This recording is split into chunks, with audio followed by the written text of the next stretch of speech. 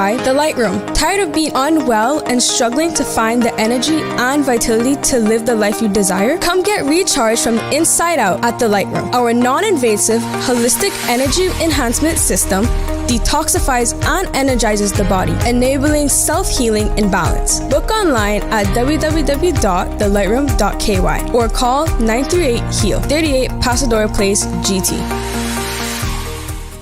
The Buzz is proudly sponsored by Cayman Insurance Center, specializing in property, life, and other lines of insurance products and services. And Kirk Market. Experience a world of choice. And by Yum. Daily school lunch menus are available to browse on the Yum website. Just visit yumcayman.ky for more info.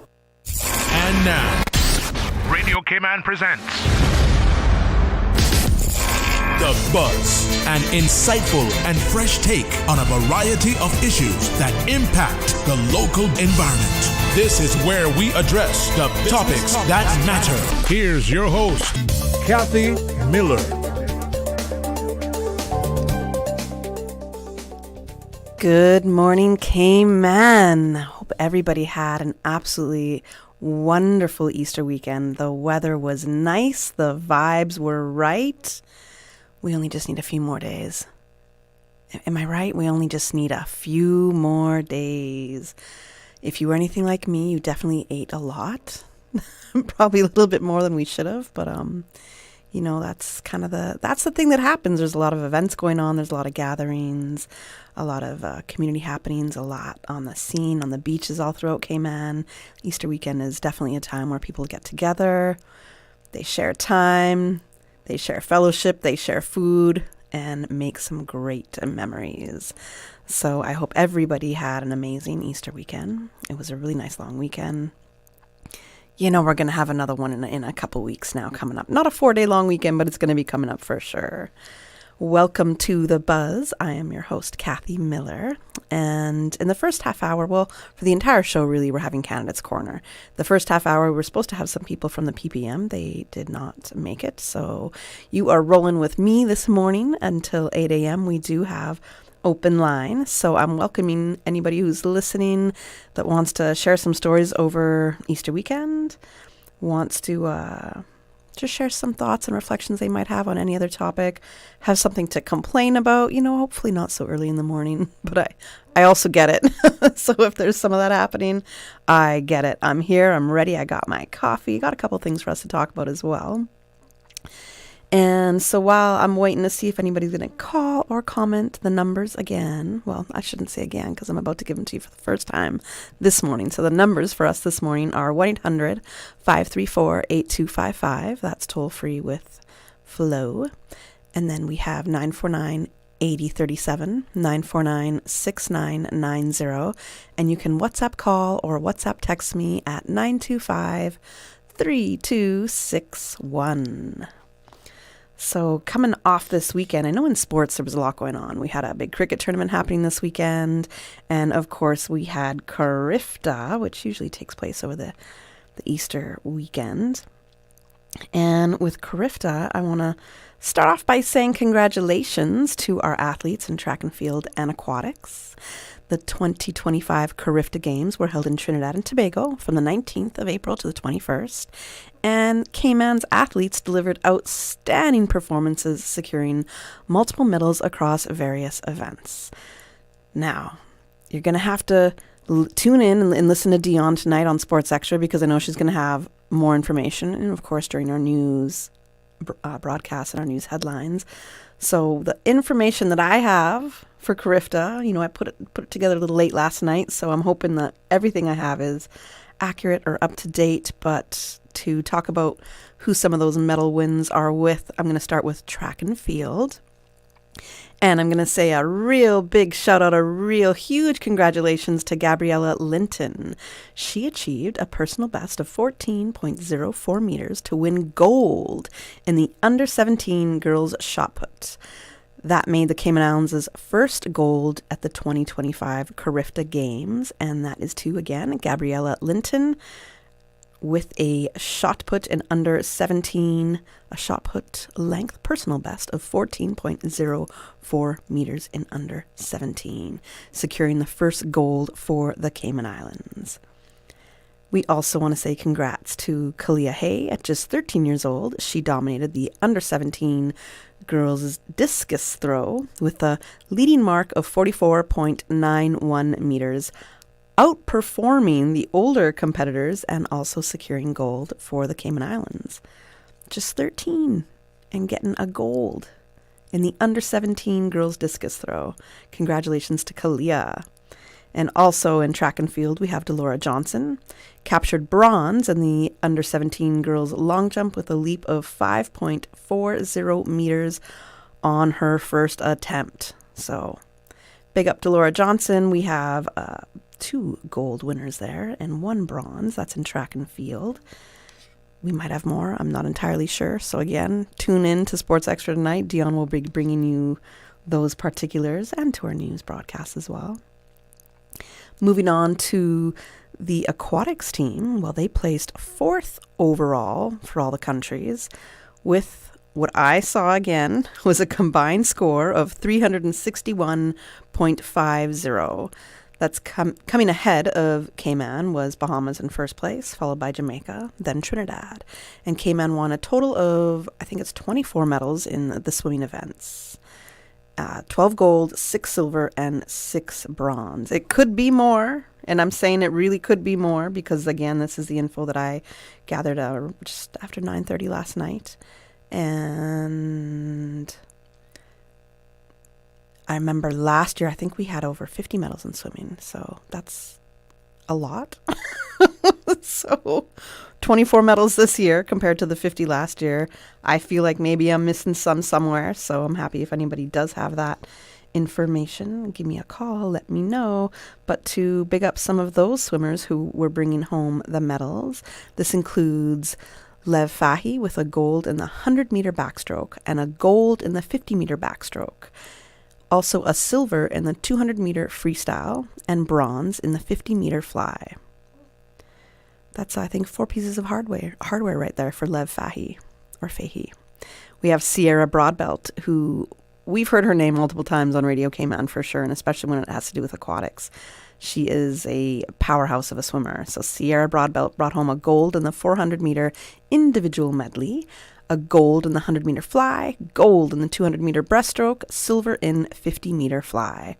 So that's somebody else there bringing in 3 golds at least, and a silver. We have Lauren Travers, bronze in the 100-meter backstroke and a bronze in the 50-meter backstroke as well. We have Lennox Turnham-Wheatley, gold in the 400-meter individual medley, gold in the 1,500-meter freestroke. And we have Dominic Hilton, gold in the 400-meter individual medley, gold in the 1,500-meter free. And Eli Bain also won bronze in the 100-meter fly. And then there was a couple relays where both boys and girls did excellent. Gold in the 4x100 medley relay for boys 13 to 14 years. And bronze for the girls in the same age group of 13 to 14 years. So that is a really big congratulations to our CARIFTA athletes in track and field and aquatics. Again, I feel like there maybe is some other medals out there that I don't all know about, but happy to hear about it. And if anybody was at CARIFTA listening in, can tell us a little bit about the excitement over the weekend and what went down in Trinidad and Tobago, do let us know. And congrats again to everybody that did place, and I hope you have a very long future of track and field and swimming ahead of you. To completely pivot from the really good news of how our CARIFTA athletes did, so to pivot from that into a more of a sad incident that did happen over the weekend. There was a fatality that was in response to a motor vehicle collision with a cyclist. So to give you the particulars on this, I'm going to give you most of what the press release was that the RCIPS issued on Monday morning. So just before 6 a.m. on Monday, the 21st of April, the 911 Communications Center dispatched police and other emergency vehicles to a report of a motor vehicle collision involving a cyclist. It was reported that the cyclist, along with a blue Subaru Forester, was traveling along Bodden Town Road. Both were heading east when the cyclist was struck by the Subaru Forester in the vicinity of Lake Destiny Drive. The driver of the vehicle then proceeded to flee the scene of the collision and proceeded to collide with the car that was parked off the roadway a short distance away in the vicinity of Lakeview Drive, before coming to a final stop in the concrete wall of a nearby residence. The driver then exited his vehicle and fled the second collision on foot. The police, along with emergency medical services and the Cayman Islands Fire Service, attended the location to assist with this collision. The cyclist was transported to the hospital by ambulance immediately following the collision, where he was being treated for serious and life-threatening injuries. The 39-year-old male cyclist who resided in Bodden town succumbed to his injuries and was later pronounced deceased. Our sincere condolences from the Radio Cayman family to the cyclist's family and friends. The driver of the vehicle, a 33-year-old man of Bodden town, later attended the hospital by private vehicle with injuries that appeared to be a result of the collision. He was subsequently arrested by the police on suspicion of manslaughter, causing death by dangerous driving and other traffic offenses concerning the same incident.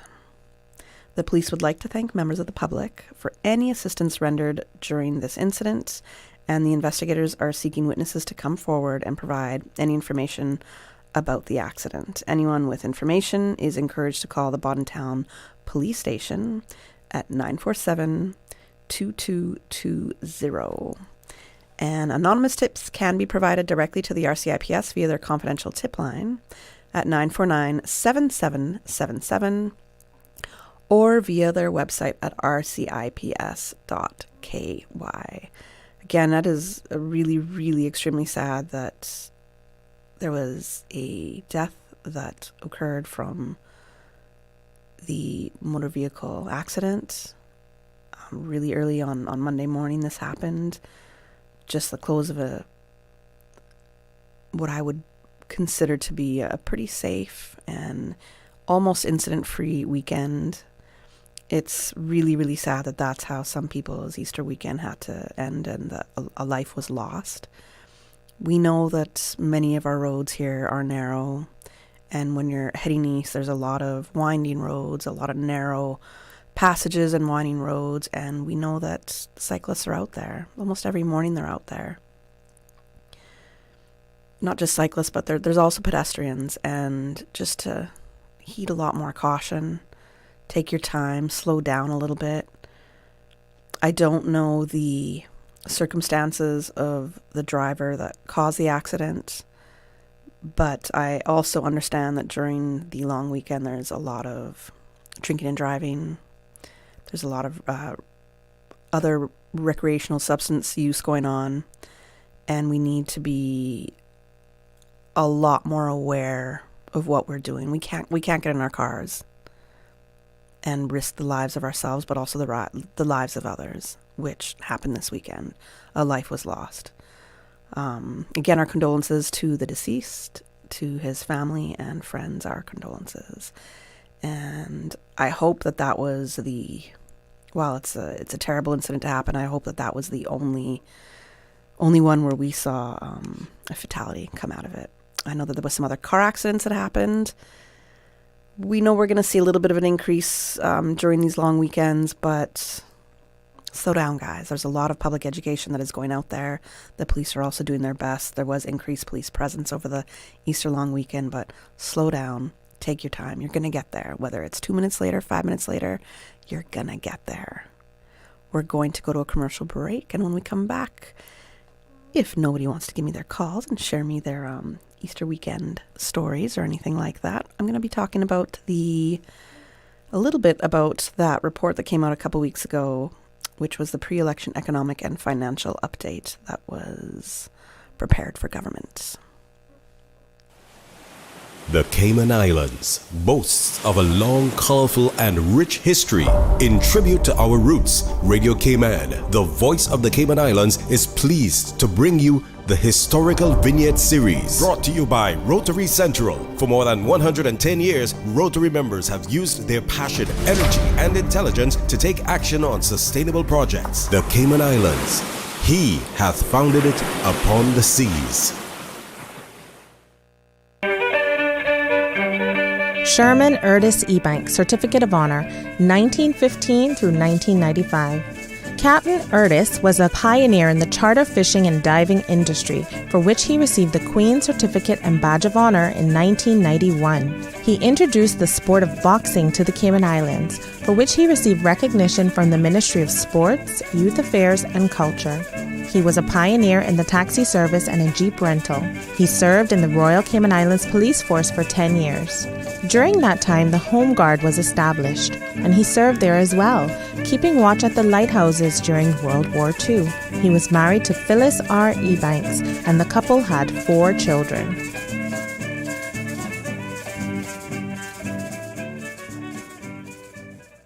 Since 1993, Rotary Central has worked diligently each year to provide quality bus shelters to our community. A traveling convenience to our school children, the elderly, young people going to work, guest workers, and visitors using the public bus. We, Rotary Central, help you, our advertisers, make it happen. Your marketing dollar travels a far way, positioning your message, your product, your services, your presence in over 83 bus shelters. Every dollar you spend, every advert you place helps to build another bus shelter, providing modest comfort for Cayman travelers. Reserve space now on the only billboard medium in the Cayman Islands. Email rotaryshelters@gmail.com. rotaryshelters@gmail.com. The Bus Shelters, a partner in community convenience. Another inspiration program by Rotary Central Cayman Islands. Radio Cayman's Historical Vignettes was brought to you by Rotary Central. For more than 110 years, Rotary members have used their passion, energy, and intelligence to take action on sustainable projects. I'm Michael Webster. And I'm Denise Brown of Cayman Insurance Center. Family is not the most important thing, it's everything. We have worked with the community and their families on protecting themselves for the future. Whether it's providing top-rated life insurance or protecting your family's household investment. From our family to yours, we understand and we care. I'm Denise Brown. Call me at 814-7229. And I'm Michael Webster at 925-5433. We are Cayman Insurance Center, specializing in property, life, and other lines of insurance products and services at an affordable rate. We are Michael and Denise at Cayman Insurance Center. Call today. Hey Cayman parents, we get it. You're underslept, over-trafficked. You can barely find your sanity in the morning because you're still trying to find your kids' shoes and lunch boxes. Let Yum take some of the stress away. Every day, over 3,000 students enjoy delicious, nutritious meals from Yum. Over 5 million lunches served and counting. Private school parents, browse the Yum Cayman app and order up to a month in advance or last minute by 12 a.m. the night before. Government school students, just drop by the Yum canteen. No pre-orders needed. Yum can't help you find your sanity, but we can sure make your mornings just a bit easier. Check out daily menus at myschoolpos.com or visit yumcayman.ky to learn more. Looking for fresh, healthy food that's full of flavor?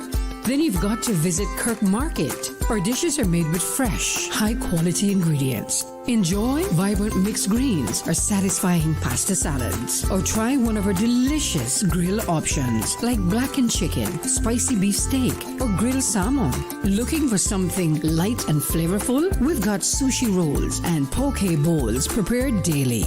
And don't forget to explore a hot bar or Billy Fresh salad at the salad bar. Stop by Kirk Market today for breakfast, lunch, or dinner and taste the difference. Eat well, live well with Kirk Market.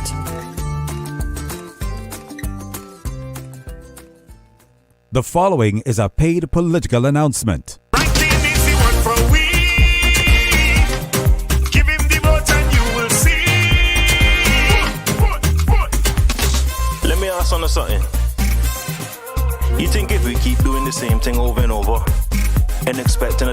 result. Anything gonna change? No, brother. Cayman needs change. We deserve better. And I say no more. Caymanians are not for sale. Real change comes from hard work and investing in our people. And the time for change is now. And I will deliver the change we need. Ranking is the one for we. Give him the votes and you will see. The Economics and Statistics Office is currently conducting the annual business surveys until June 13th. The surveys collect information to answer questions like, how did the economy perform in 2024? In 2024, how much did foreign companies invest in the Cayman Islands? The surveys include all relevant entities that produce goods and services in the Cayman Islands. The surveys are confidential under the Statistics Act and are exempt from the Freedom of Information Act. Your response matters. Do your part. Fill out and return your survey forms to the ESO. Remember, better data, better decisions, better business. For assistance in filling out the forms, or for more information, visit eso.ky or call 244-4676 or 244-4600. The Buzz with your host, Kathy Miller.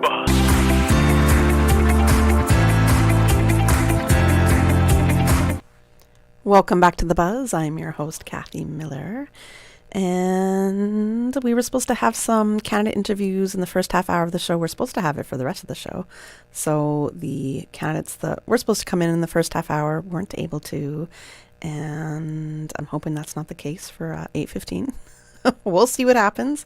So in saying that, there was a couple things that I had got together this morning for us to talk about. And one of those things at the very beginning of the show, I started with hailing up our CARIFTA athletes in track and field and in swimming. They had a phenomenal time at CARIFTA this past weekend, which was held in Trinidad and Tobago, and we got a lot of medal coming home, a lot of gold coming home from the Cayman Islands. So I'm happy to hear that for our athletes, and they've got a bright future ahead of them.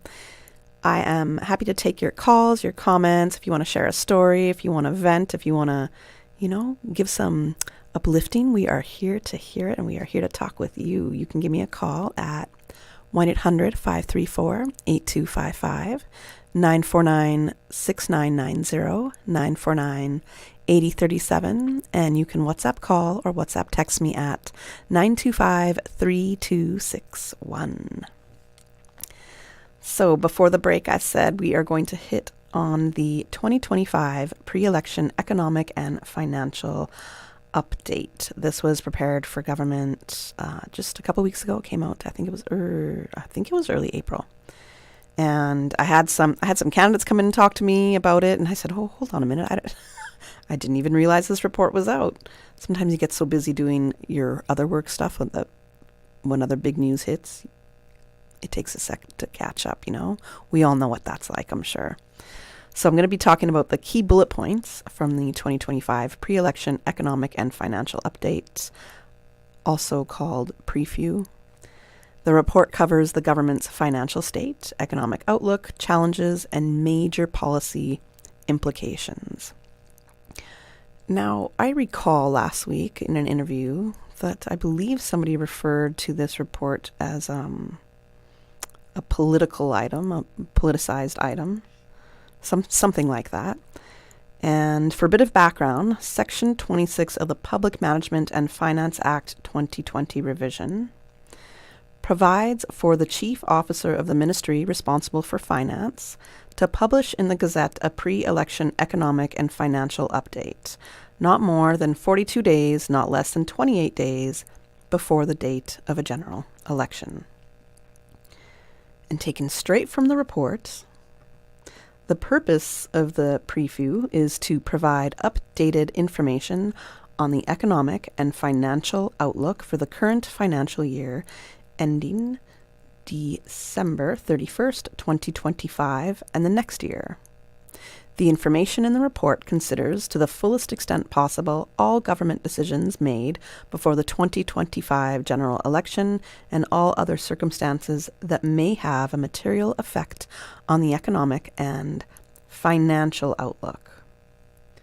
Now, I know there's been a little bit of discussion about this, just a little bit here and there, but mostly on our shows, we've had a lot of candidates coming in. So we've had a lot of political talk coming in that was coming from parties, candidates within parties. There's been the cruise pier discussion going on, the cruise port referendum that is part of, well, the referendum that's also taking place on Election Day, which is April 30th.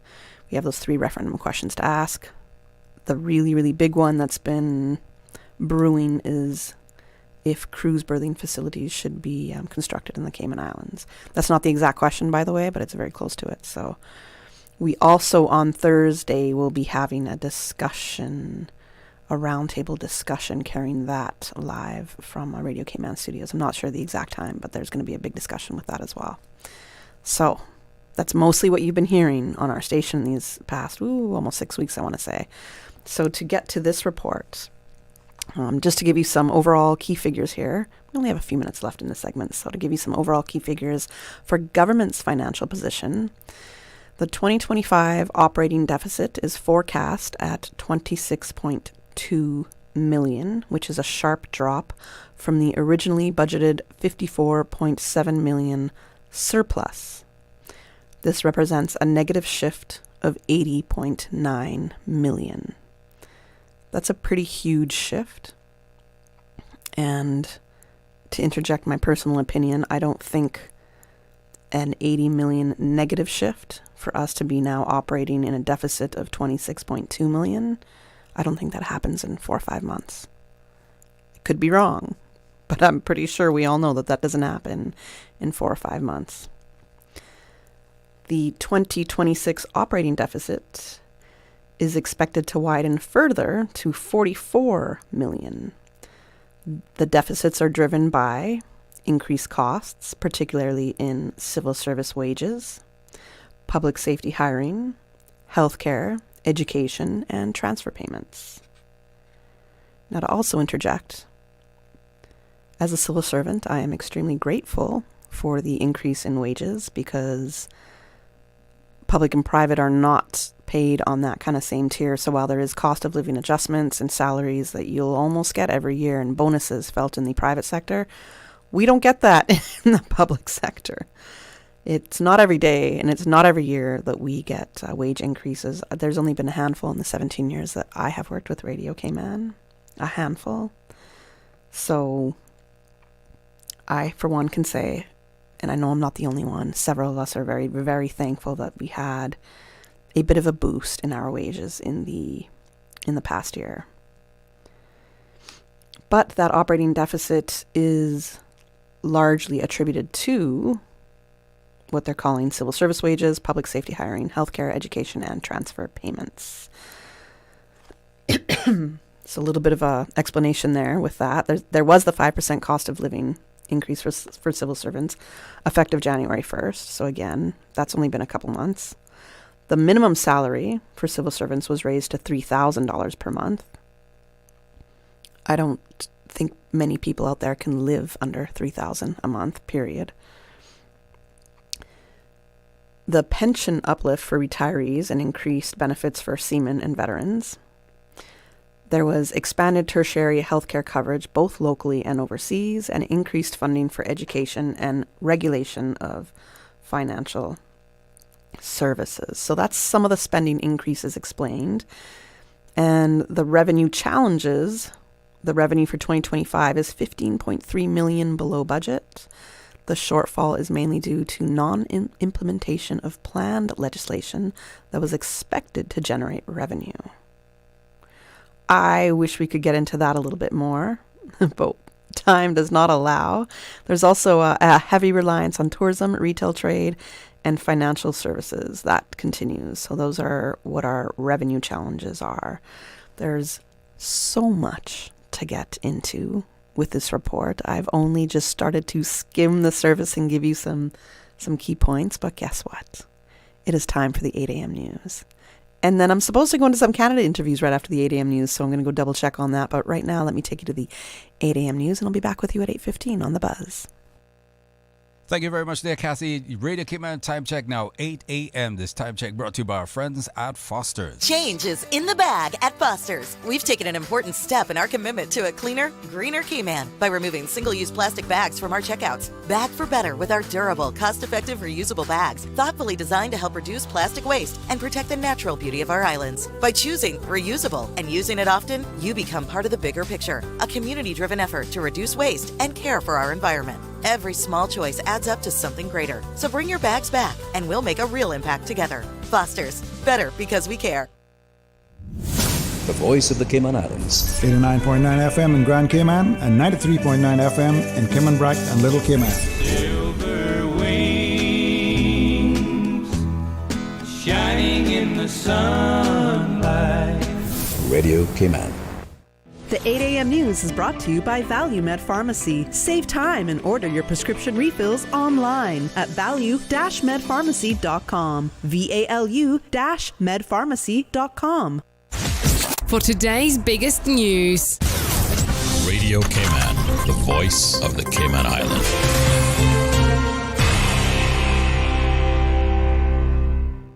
With your latest news, I'm Carsley Fuller. It's a downgraded rating for a local preschool after a recent visit by school inspectors.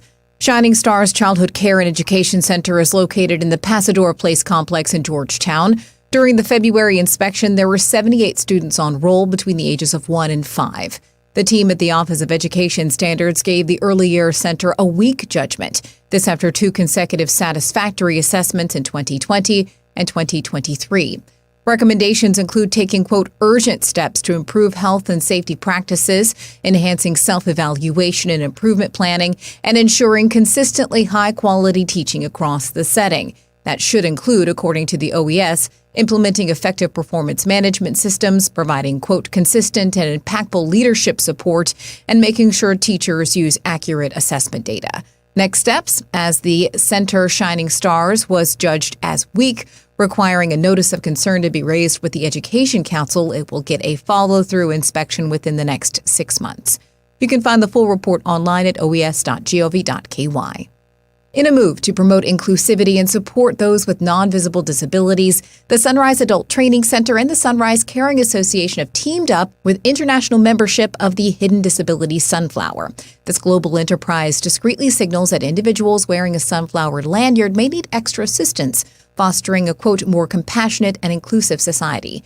Director of Sunrise Adult Training Center, Kimberly Bodden, tells Radio Cayman this is a significant initiative for the country. Sunrise Adult Training Center and Sunrise Caring Association look forward to providing sunflower lanyards and products to clients and anyone in Cayman with a hidden disability who wishes to avail themselves of the benefits of the Sunflower Program. Our Sunrise Vocational Team, along with other allied disability advocates, such as Autism Acceptance NPO, are ready to engage with local businesses, including our employment partners, to introduce the program and invite them to become Sunflower supporters. With training and guidance, local businesses can publicly identify as inclusive and hidden disability aware. This simple, practical step will go a long way towards making Cayman a more inclusive and neurodiversity-friendly place to visit and to live.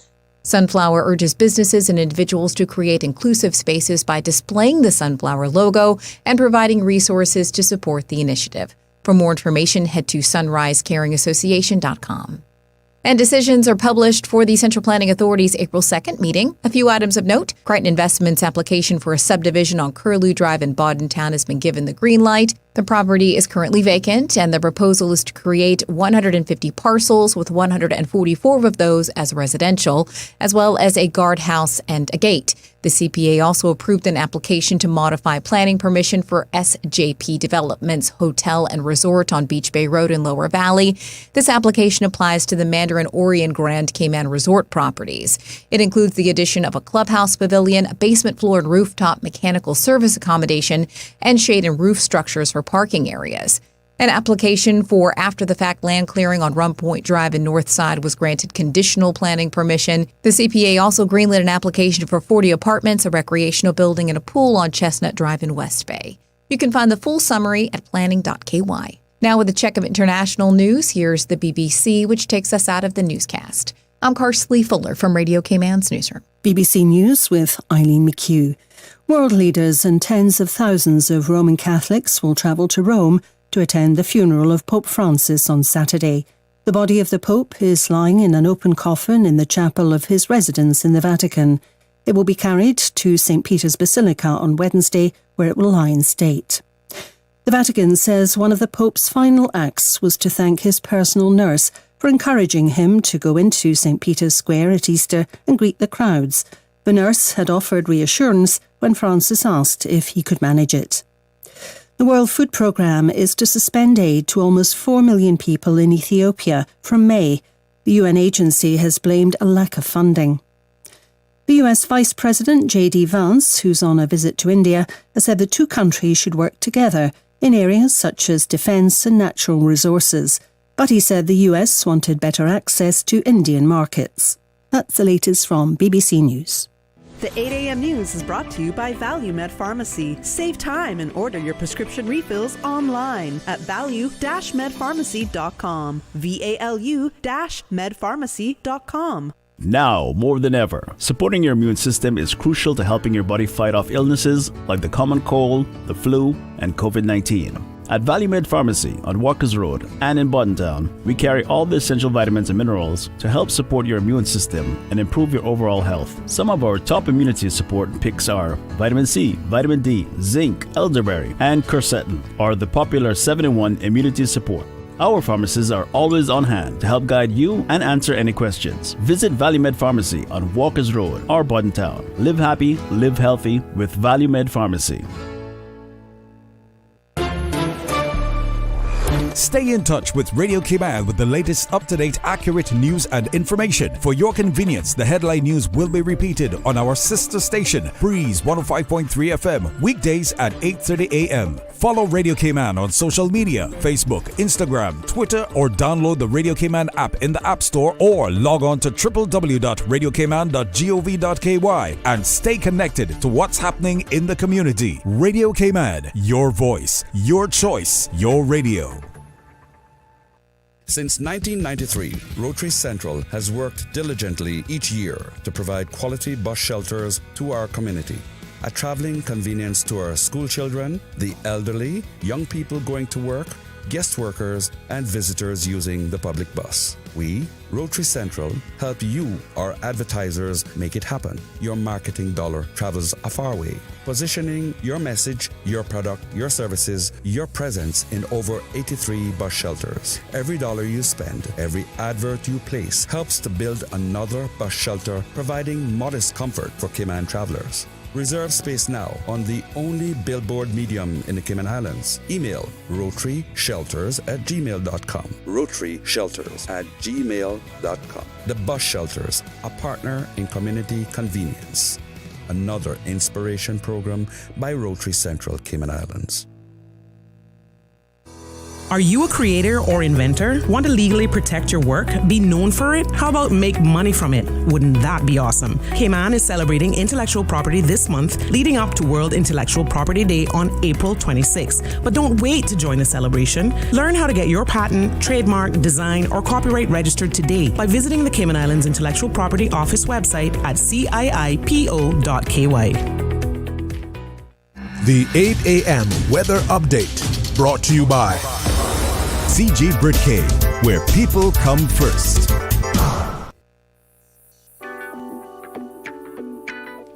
Once again, good morning to you, Cayman. Let's take a look at your weather. It's nice and sunny on the outside, some partial cloud cover. Present temperature still 80 degrees Fahrenheit. Last night's low was at 78. Winds are out of the east, 90 miles per hour with gusts up to 22 miles per hour. Relative humidity about 74%. Barometric pressure still at 29.94 inches and dropping. Synopsis has provided by the Cayman Islands National Weather Service. Breezy conditions along with rough seas are expected to persist through today, becoming moderate to locally fresh winds with moderate seas by Tuesday night into Wednesday morning as a ridge of high pressure begins to weaken across the Northwest Caribbean. Our forecast calls for partly cloudy skies, 20% chance of showers. Temperatures will rise to the mid-80s. Winds will be east to northeast at 20 to 25 knots locally across Cayman Brac and Little tropical Cayman, becoming 10 to 15 knots with higher gusts across all islands from the afternoon. Seas will be moderate to rough with wave heights of 5 to 7 feet, mainly along the eastern coasts. Small craft advisory is in effect. Later tonight, partly cloudy skies, 20% chances of showers. Temperatures will fall to the mid-70s. Winds will be east to northeast at 10 to 15 knots. Seas will be moderate with wave heights of 4 to 6 feet. We're presently in a high tide. Low tide will be at 12:06 this afternoon. It's going to be high at 6 p.m. this evening.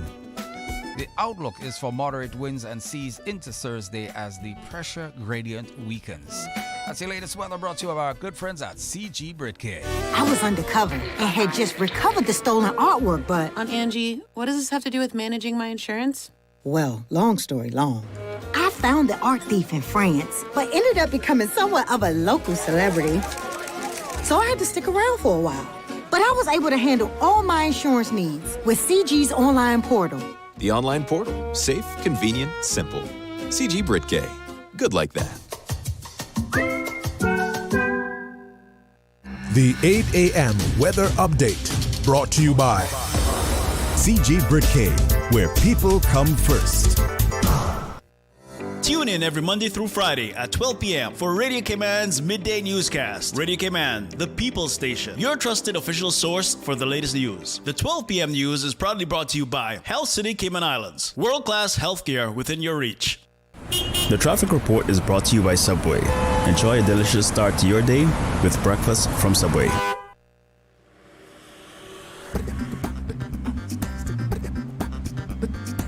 All right, once again, very quickly, let's take a look at how the traffic is flowing in your neck of the woods.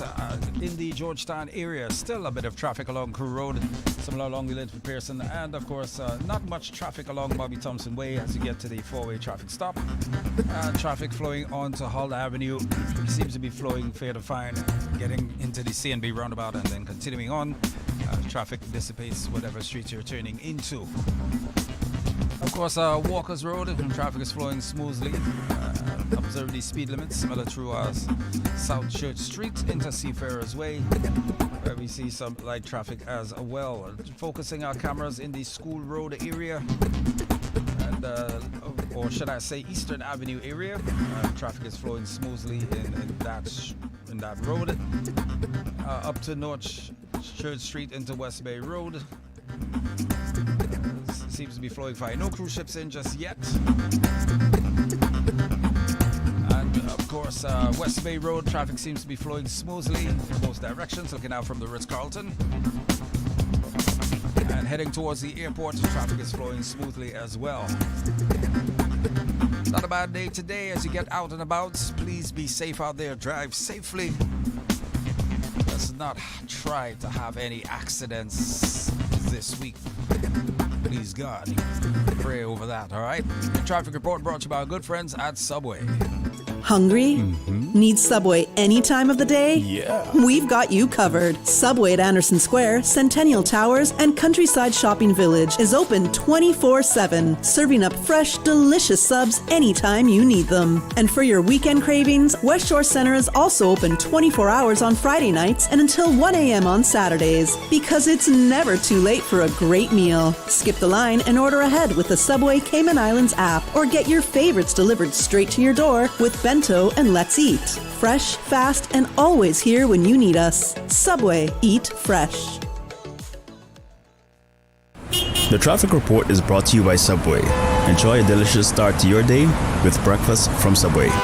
Can you tell me what does a turtle do on his birthday? He celebrates! Celebrate your loved one's special birthday with a birthday shout-out live on For the Record with Mr. Oret Connor, only on Radio Cayman. WhatsApp your loved one's name to 925-3261. That's 925-3261. Radio Cayman's birthday shout-outs live on For the Record with Mr. Oret Connor every Monday, Wednesday, and Friday. Happy birthday to ya! Brought to you by Coca-Cola. Available across the Cayman Islands. From Tortuga Wholesalers. Accept no substitutes. Taste the feeling with Coca-Cola. And by Yum. Daily school menus are available. YumCayman.ky. We give you honor and praise, adoration and glory. Radio Cayman.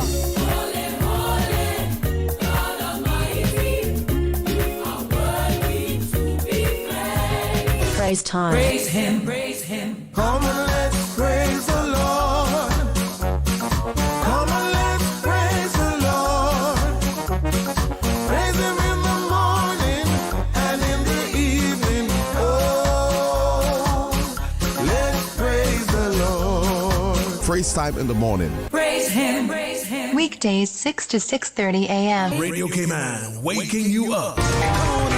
Rock my soul in the blues of my favorite. Rock my soul in the blues of my favorite. Praise time. I know he cares. He'll always be there. Oh, yeah. Praise him, praise him, praise him. Praise time. Set your clock for 6 a.m. or you will miss it. The Buzz with your host, Kathy Miller.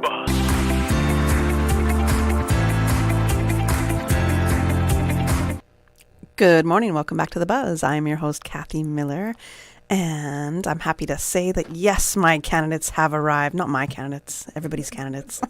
My guests have arrived for this segment of The Buzz, and from the Caymanian Community Party, I am happy to welcome, we have the Honorable Mr. Wayne Panton. Good morning. How are you doing? Good morning, Kathy.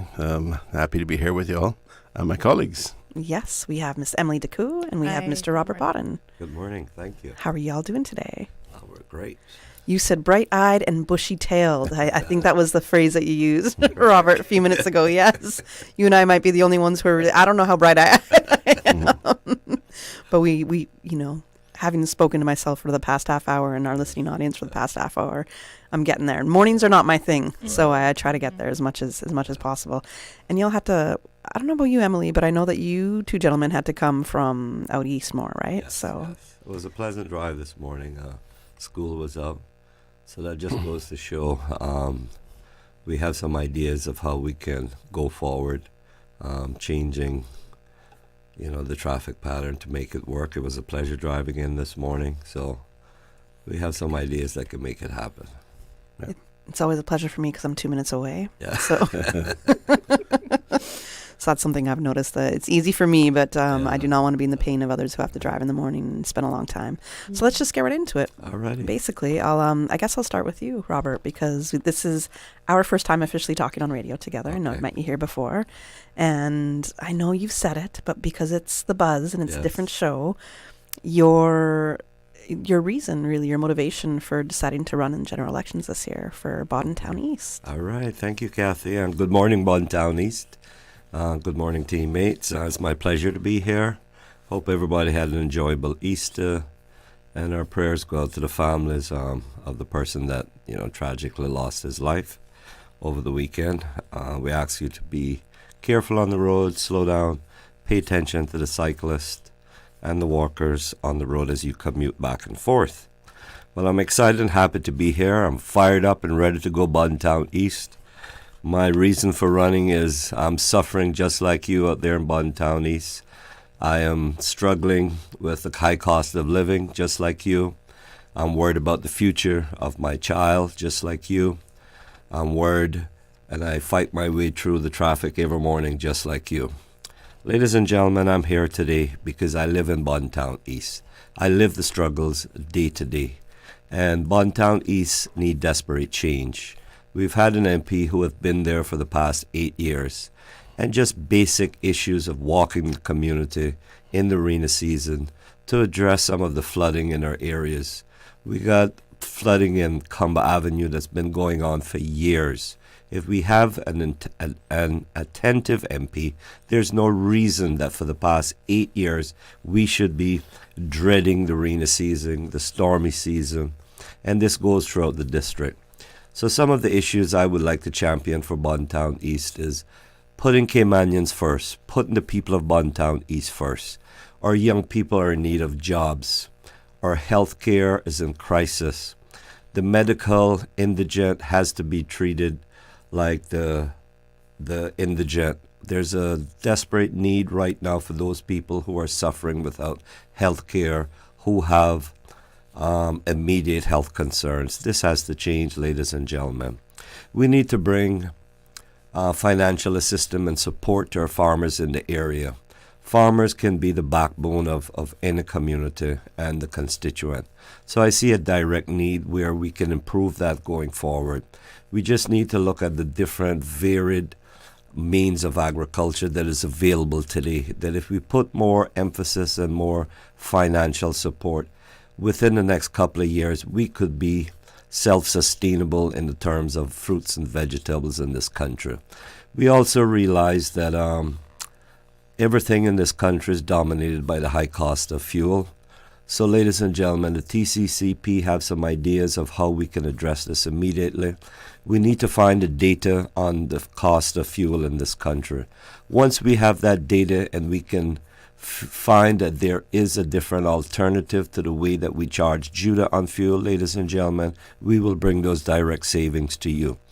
We have a youth mental health crisis in this country. The TCCP is very strident. We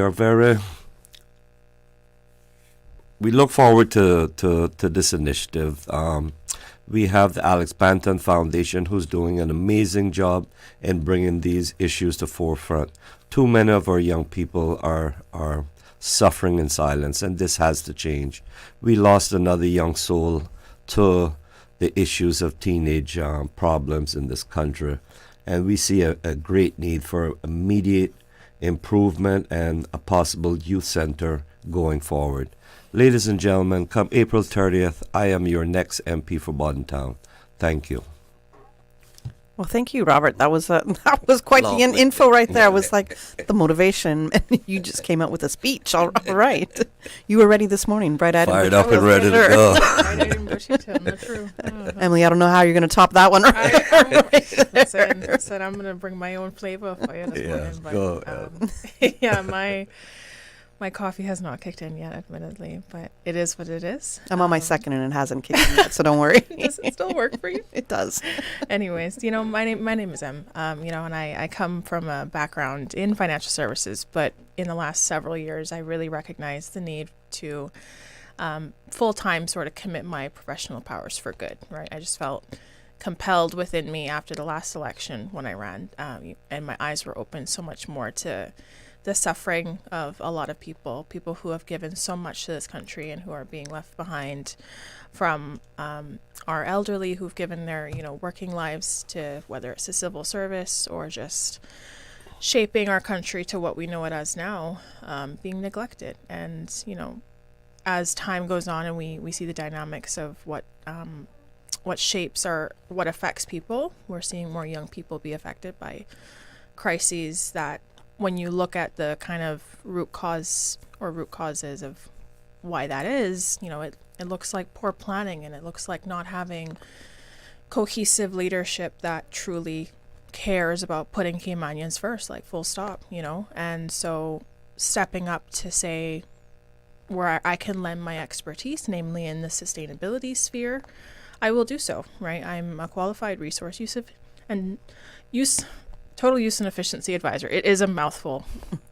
But what that translates to is to looking at resources and how we can utilize them to their best and highest purpose most efficiently. So how can we find a solution to multiple problems to achieve the outcomes in the shortest amount of time for like the least amount of money is the kind of equation that we're going for. And for me, I'm really passionate about a sustainable development plan, right? Like looking at zooming out, kind of looking at Cayman like a puzzle. What do we want this to look like for the decades to come in terms of education, healthcare? What do we want our communities to look like? Do we want them to be more walkable? And if so, what does that look like in terms of taking more cars off the road so that we can be less car-centric, perhaps, long term? We're looking at our economic growth benefiting us to where our population is expanding a little bit, and we need to look at how we manage that long term, and that also comes from putting together a sustainable national development plan. So things that Robert spoke to, right, the mental health crisis among our country that's really strongly affecting our young people is really near and dear to my heart as well.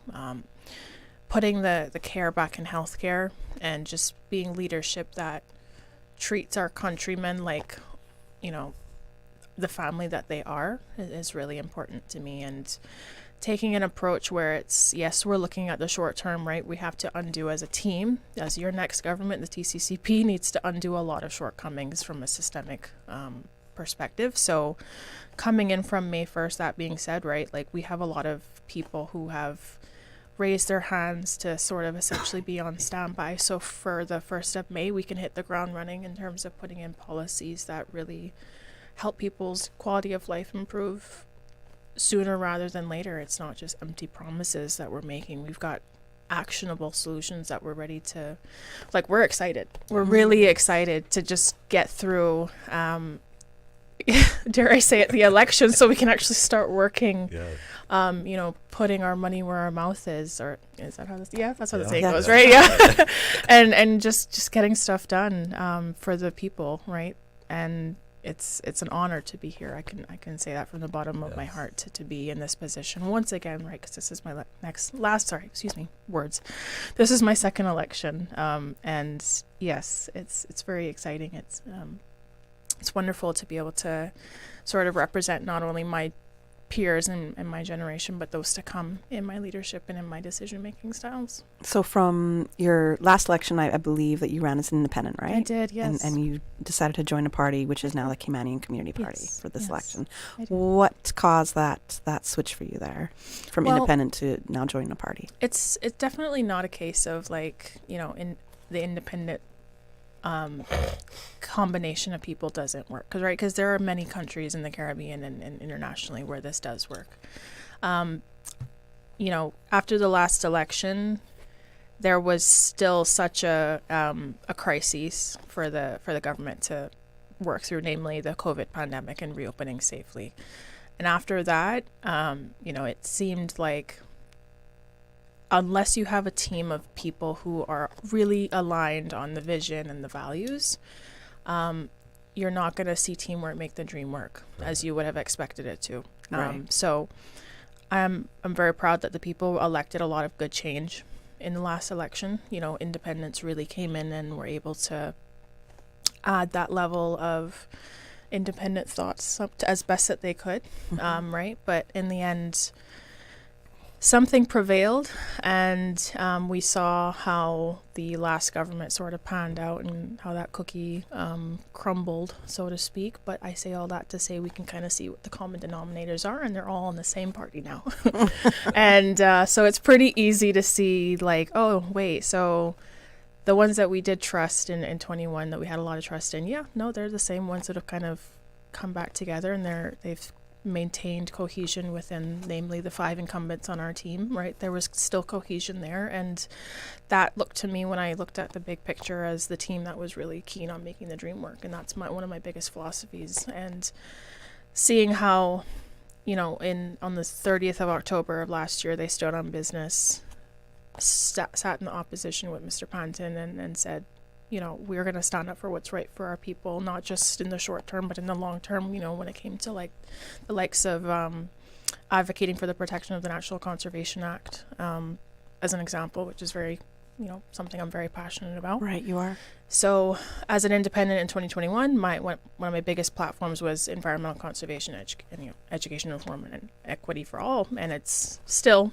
those are 3 causes very close to my heart. And taking those into 2025, looking around and seeing, you know, would I be better off aligned with a group of other people who are also quite aligned, or should I just stay on my own? And it didn't make sense. So, you know, it was a natural fit. Right. That led to your TCCP. Yeah. Gotcha. Mr. Panton, I have to turn to you because with everything that Emily said, now you were at least the first couple of years there, you were premier in our last election. So you were appointed premier, and you were leading a group of largely independent people. How was this experience for you? Because if I think back to previous governments, it was always a party, and that, you know, their party leader that then took the premiership for that role, or leader of government business, for example, as it used to be called. So now you had a different scenario that you had to work with. How was that for you coming in? Well, I mean, just from a historical perspective, we haven't had very many situations where we've had parties elected and then the party leader automatically became premier. That is, the ability to do that is a more recent construct since the constitutional change in 2009 and stuff. But yeah, I think we all came in with a lot of hope and optimism that a group of people who were committed to working together, committed to making changes that benefited the people of the country, and to avoid some of the issues that had arisen in the past, we're going to work. But it sort of became obvious fairly soon that there were a lot of different individuals with different agendas, and I'm not talking just about their own agenda. I'm talking about the agenda of those people on the outside who were funding them on the for the purposes of the election and funding them for the purposes of ongoing work in their constituencies. So it did become a challenge, and we got a lot of really good work done, but it just continued to be a challenge. We came out of a situation where we had lockdown and we had no plan to reopen the country. And to be honest, locking it down took a lot of courage, but it didn't take a lot of planning to get that done.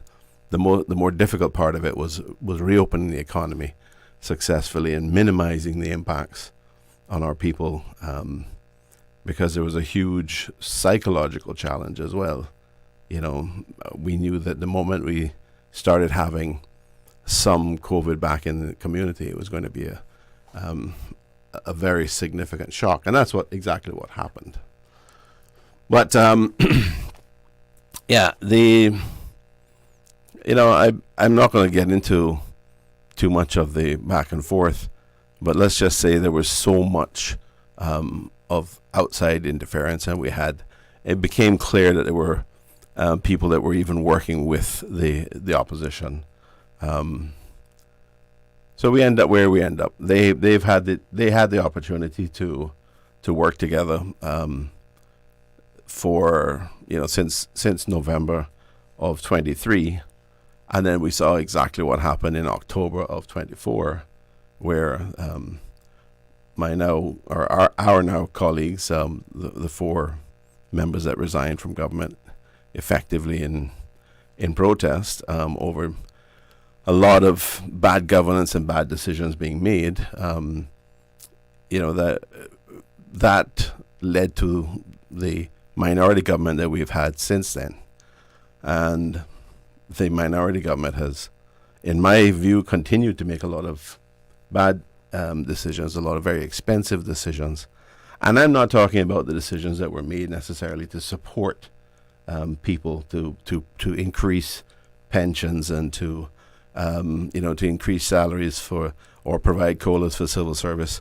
Those are all good things. They help to support the people of the country, but there are a lot of other decisions, a lot of other spending, a lot of other capital projects that you have to, if you're going to, you can't do everything. You have to decide where you're going to put your focus. And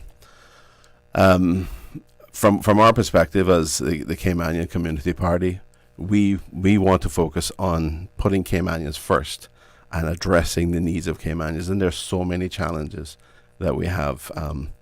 We're not interested in having special interests dictate to the government what happens. We are looking to provide support for our people in these very challenging times. The issue for us right now, which is relevant to what has been disclosed by the preview, which I think you had mentioned earlier. I just started talking about it. Yeah. Before we came in, is that we are still in very challenging and unpredictable times.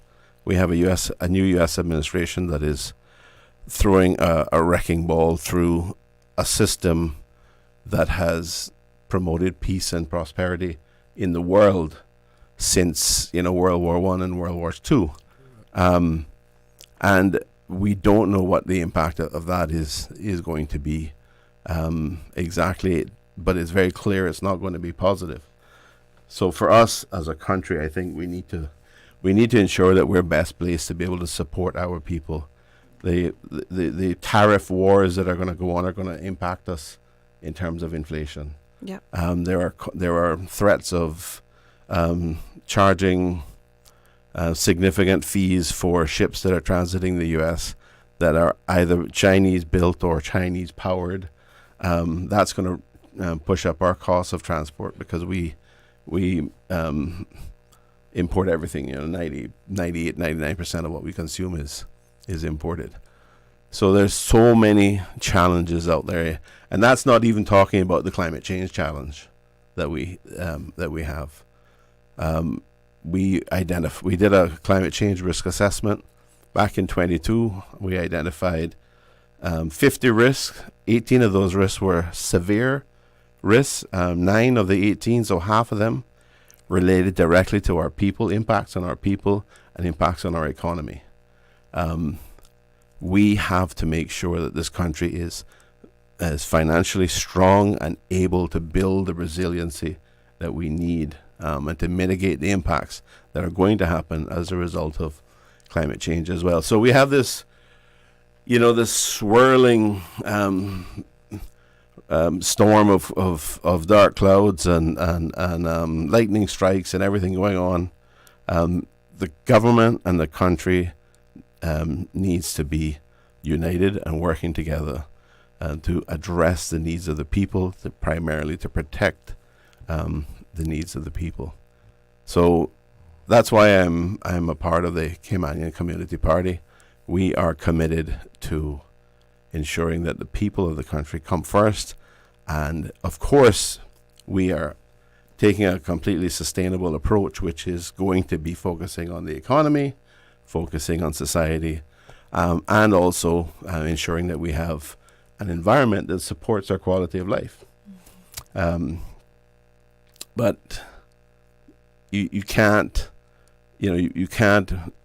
reduce and dismiss reports, for example, like the PREFU, which highlights the trajectory that we're on, which is not going to allow us to support the people of the country if we just continue with that.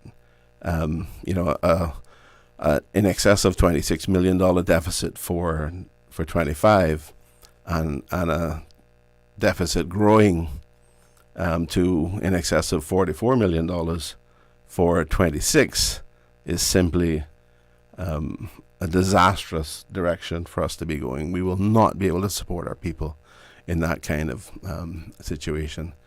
So one of our challenges as a government is we need to take control of that situation immediately and start reducing expenses on the areas that do not impact people. The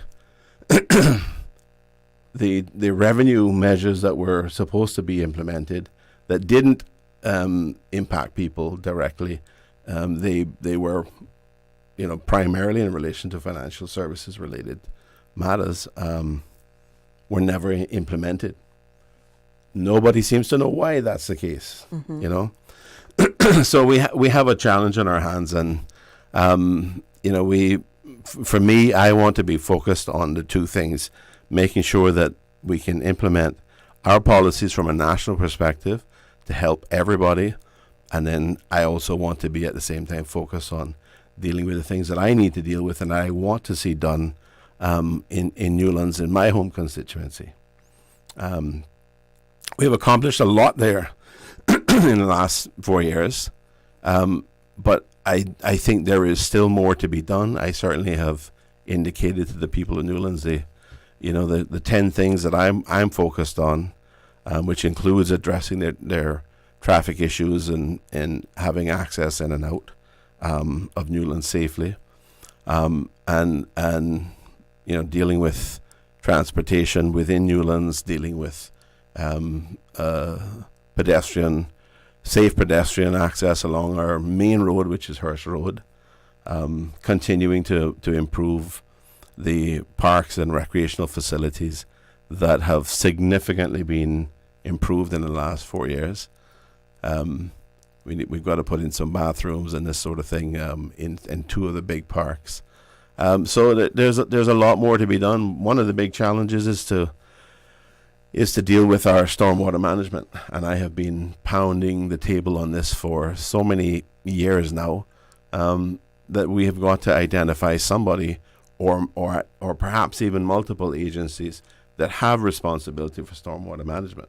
We can no longer we do not have the luxury of just making decisions without understanding what the impacts are going to be on different areas. You can't have planning saying, yeah, this subdivision or this development over here is good and fine, when if you really looked at the overall picture, you would realize that could have an impact on a development over here that didn't have any problems in the past, but now become effectively the bottom of the bowl. So the water runs that direction and tends to cause flooding there. So we have a lot of national challenges, and this is not that aspect of it is not unique to Newlands, but we do have our fair share of flooding and stormwater management issues. And because Newlands is a big residential area and it is low lying, like the rest of the country, we are going to be impacted by climate change, by king tides, by sea level increases. But I think we're probably going to be impacted more so because we are actually fairly low lying, and we're this wonderful residential community. So there's a tremendous amount of work that needs to be done, which will have national benefits. But I want to select one particular area in Newlands and focus on that to be able to deliver the kind of resiliency and the ability to mitigate impacts that will preserve property values and preserve quality of life in Newlands, which could suffer if we don't do it, if we don't plan. I mean, the majority of our problems today has been a failure to plan, has been a failure to look down the road and say, what's going to happen in 5 years or 10 years or 20 years? And the other thing that's really important as well is, why should we not have the people of this country being a part of that discussion, being a part of that decision? Before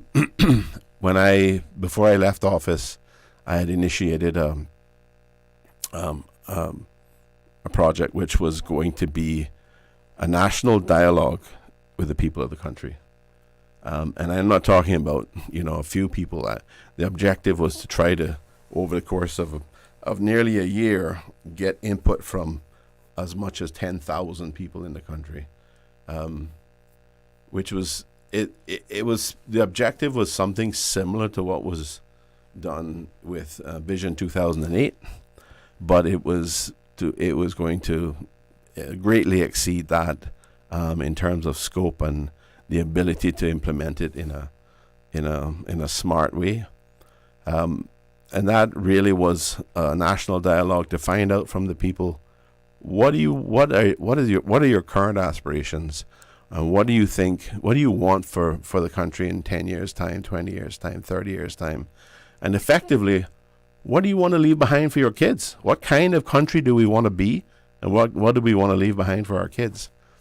And I think we need to take that kind of approach. And if we don't do that, we are simply operating on the basis of, and too often this has been the case in the past, the basis of what the private sector or the special interests come along and promote to you. So this has to be a very people-centric approach, and we need to communicate with the people that elect us, people of the country, and importantly for us, young people. the youth of this country are critically important, because the work we do today needs to be able to provide a future for them, when they're adults and have their own families and everything, and on. We don't have the right to prosper today at the expense of our children's prosperity in the future. So that's one of the reasons why M's point about sustainability and getting the balance right and efficient use is really important. And it's something that it transcends everything we do, whether it's government finances, whether it's the kinds of services that we provide to our people in terms of financial support, the health care that we provide to our people, and how we manage our physical environment, the infrastructure we need to live, the infrastructure that helps us improve our quality of life. So there are so many things that have to be done, but the way you achieve it is through deliberate planning, and that's one of the areas that we have failed to do. Let's get into a little bit of details with that, what the planning under the Caymanian Community Party looks like. We've got to go to our commercial break. I know we missed the first one, but we've got to go to commercial break right now. I'm Michael Webster. And I'm Denise Brown of Cayman Insurance Center. Family is not the most important thing, it's everything. We have worked with the community and their families on protecting themselves for the future. Whether it's providing top-rated life insurance or protecting your family's household investment. From our family to yours, we understand and we care. I'm Denise Brown. Call me at 814-7229. And I'm Michael Webster at 925-5433. We are Cayman Insurance Center, specializing in property, life, and other lines of insurance products and services at an affordable rate. We are Michael and Denise at Cayman Insurance Center. Call today. Looking for fresh, healthy food that's full of flavor? Then you've got to visit Kirk Market. Our dishes are made with fresh, high-quality ingredients. Enjoy vibrant mixed greens or satisfying pasta salads. Or try one of our delicious grill options like blackened chicken, spicy beef steak, or grilled salmon. Looking for something light and flavorful? We've got sushi rolls and poke bowls prepared daily. And don't forget to explore a hot bar or Billy Fresh salad at the salad bar. Stop by Kirk Market today for breakfast, lunch, or dinner and taste the difference. Eat well, live well with Kirk Market. Big decisions need real data. Before we vote on April 30th, we deserve to know the full picture. Cayman is being asked to approve a cruise berthing facility, but key details remain unclear. Where will it go? What is the actual cost? How will it impact local businesses and jobs? What we do know is that cruise corporations already keep 70% of passenger spending, and a pier won't change that. Before we commit to something this big, we need more data. Vote no on April 30th. Cayman's economy should work for Caymanians, not cruise corporations. Vote no to cruise berthing infrastructure.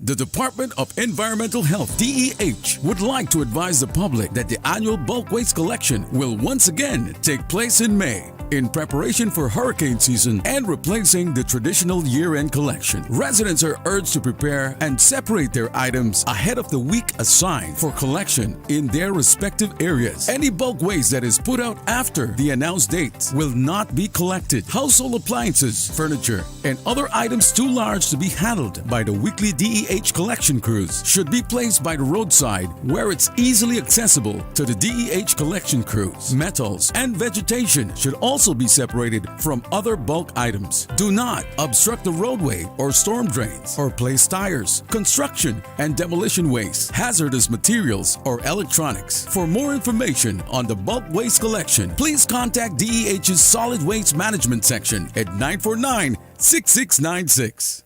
The Buzz with your host, Kathy Miller.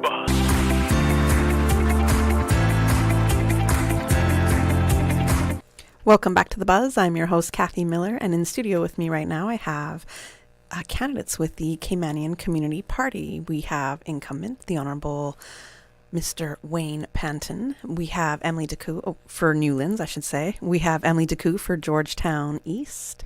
And we have Mr. Robert Bodden for Bodden Town East. So good morning to everybody. Welcome back again. Thank you. Good morning. And to our listeners for hanging out with us this morning. Mr. Panton, I know that you listed off a whole lot of things right there before we went to that commercial break. And I said, when you said there's a lot of things we have to fix. And I said, okay, well, let's go into what the policies would be for the Caymanian Community Party. Should you guys all get elected and form majority of the government, how would you want to hit the ground running? What are the most important policies that you would want to start implementing? Yeah, I mean, it's our manifesto is recently published, and I would really encourage the listening audience to go on our website and look at that for themselves. But what it speaks to is that planning that Mr. Panton, spoke of. That lack of planning in yesteryear is what we're answering for today, in which our children are going to, be paying for long term if we don't really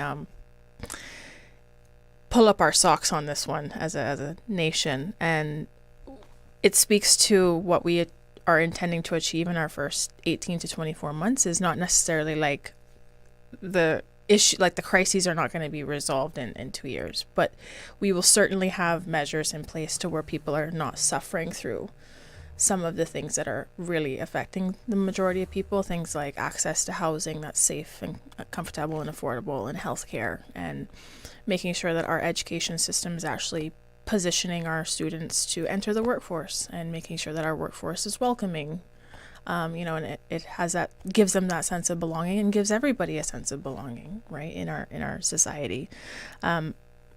Things like traffic, transport, these are issues that our manifesto touches on, right? We've got 10 objectives, and it's a great document that, like I said, I would encourage the voters to read, before in the next week or so. Mm-hmm. And I would also say that, as a voter myself, like, I can understand maybe there might be some skepticism, but one thing I'll say is that the Caymanian Community Party, we are a team of people whose work is well documented. Like, we are doers. This isn't fluff talk. These aren't empty promises. Like, we in our own respects can show where we can really take this and run with it, with, like I said, those solution finders that we have on standby and that we've had on standby as we've been campaigning, and who have helped put this manifesto together, so that when it comes time for it, we can collaborate with civil society stakeholders and the public sector on May 1st to go forth and conquer and see teamwork make the dream work. Yeah, thank you, and I second that. The TCCP team is committed to prudency. We have a leader, and the members of our team realize that, the government don't necessarily have a revenue issue problem. They have a spending problem. So we see the need where prudence would have to take merit. We have a roadmap going forward for the future of this country. So the next 4 years, we have to be dedicated in the completion of the items that we have on our 10-point list in our manifesto. I see where our leader and Mr. Wayne and the experienced team members have the experience and the knowledge of how to get us back on track. We have to put this country first. We have to look at the cost of living in this country. Going forward, it's going to be crisis. We see the chaos that is happening in the U.S. and across the world. So we need to be proactive. We can't be reactive. I mean, so to speak, right now, we should be having discussions and talks with the merchants in this country as a backup plan as to get us through this. We have to look at supporting our farmers in this area. Our education system is in a mess, and we have to proactively look at these issues that we can change and correct and make our young people educated and ready to join the workforce. I'm confident that elected and when we win the next government, we will stay focused on the issues to turn this country around. Wayne? Yeah. I mean, look, let's take two of the big issues, right? One is the cost of living that everybody is really concerned about. And I mentioned in brief some of the challenges that we're going to have going forward with the actions being taken by, the U.S. administration currently, and how that is going to exacerbate the issues potentially that we have.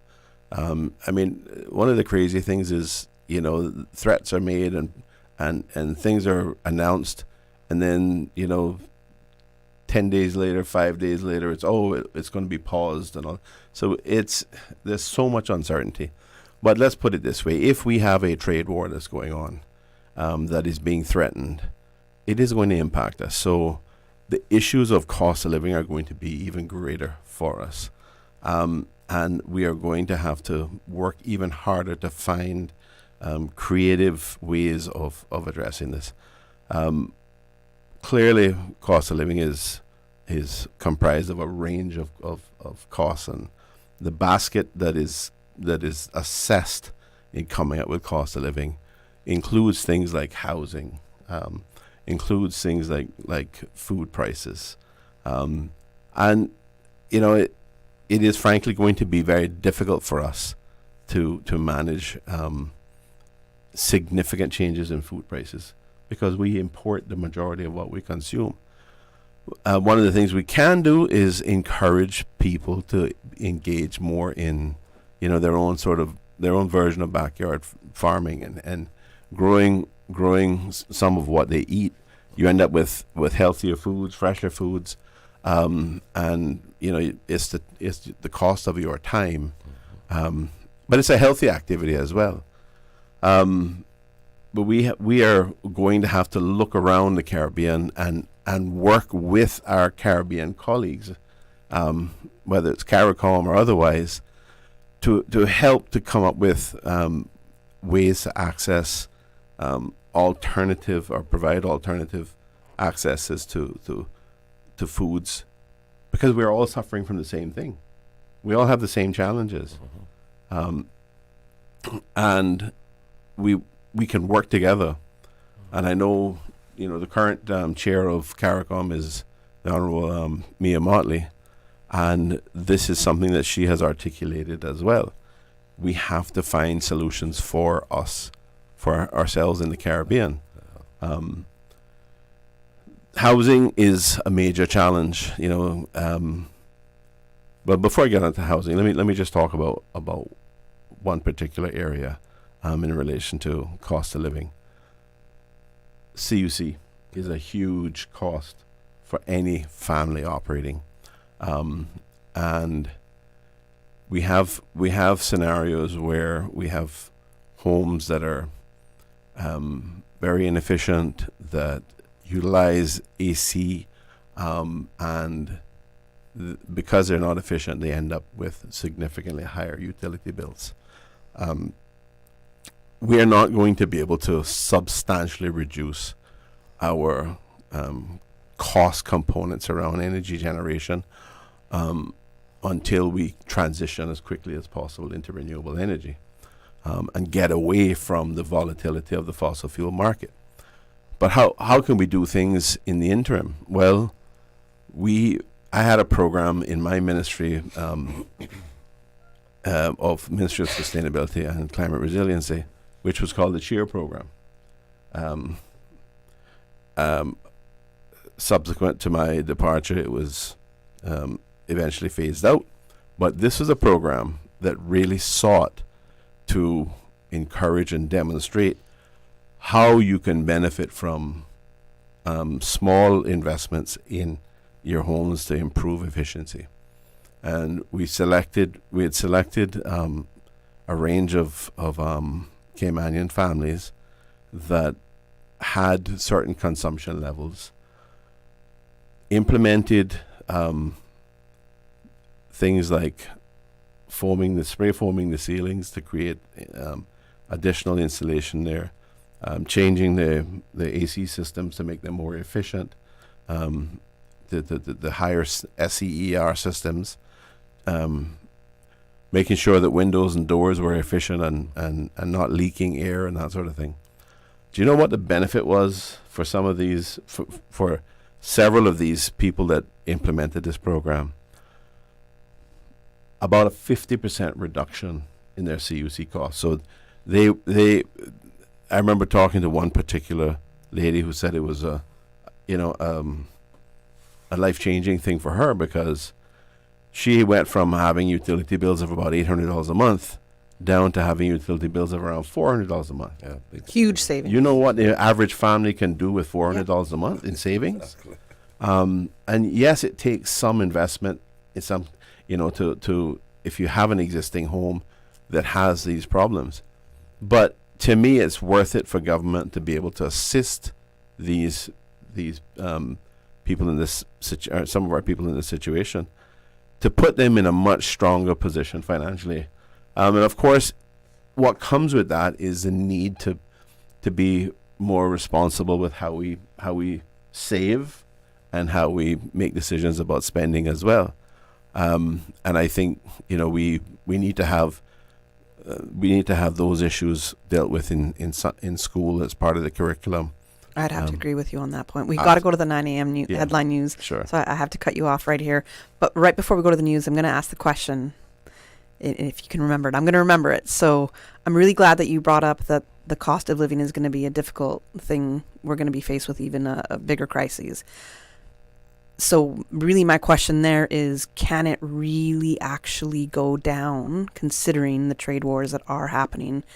I think you said maybe around 98% of what we get on island is all imported. So really, can we really say the cost of living is going to go down? Because this is what a lot of people are campaigning on, right? So let's go to the headline news. I have that question for you after, and we'll return to our discussion. Information, entertainment, inspiration. Covering Grand Cayman, Little Cayman, Cayman Bright. Since 1976 till now. Radio Cayman in the Cayman Islands. From Radio Cayman's newsroom, this is Headlines. Local, regional, international news. The headline news is brought to you by Kirk Market and Health Services Authority. In honor of Earth Day, Cayman Turtle Center invites you to a special turtle release at Governor's Speech this morning at 10 a.m., where you can witness the release of green sea turtles back into their ocean home. The Vatican has announced that Pope Francis's funeral will take place on Saturday. Images of the Pope in an open coffin have been released by the Vatican, as his body will be moved to St. Peter's Basilica for public mourning on Wednesday. Catholics around the world continue to mourn the pontiff's death, as several world leaders say they will attend the funeral, including U.S. President Donald Trump, U.K. Prime Minister Keir Starmer, and French Prime Minister Emmanuel Macron. And at least 5 people have been killed after gunmen opened fire on a group of tourists visiting a popular spot in Indian-administered Kashmir. The region's chief minister said the attack was, quote, much larger than anything we've seen directed at civilians in recent years. Reports say a number of people were also wounded in the attack. The region's lieutenant governor said army and police had been deployed to the scene. Those are your headlines. I'm Karsley Fuller. Radio Cayman. More news available at www.radiocayman.gov.ky. Check out our social media pages: Facebook, YouTube, X, formerly Twitter. Radio Cayman Headline News.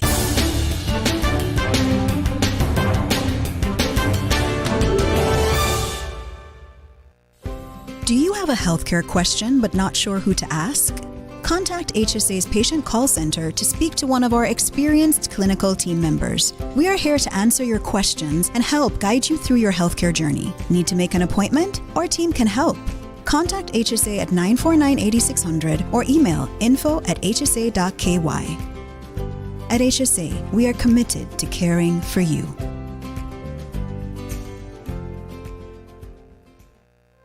Looking for fresh, healthy food that's full of flavor? Then you've got to visit Kirk Market. Our dishes are made with fresh, high-quality ingredients. Enjoy vibrant mixed greens or satisfying pasta salads. Or try one of our delicious grill options like blackened chicken, spicy beef steak, or grilled salmon. Looking for something light and flavorful? We've got sushi rolls and poke bowls prepared daily. And don't forget to explore a hot bar or Billy Fresh salad at the salad bar. Stop by Kirk Market today for breakfast, lunch, or dinner and taste the difference. Eat well, live well with Kirk Market.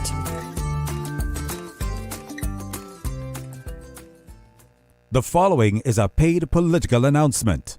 I hope you're ready for change, because I know I am. Cayman ranking. Ah, yeah.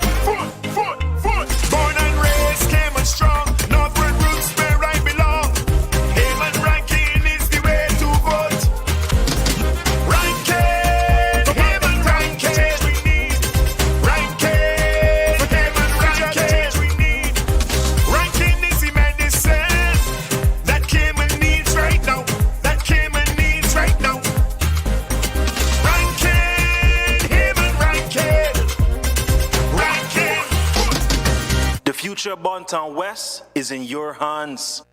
The time for change is now. The Buzz with your host, Kathy Miller.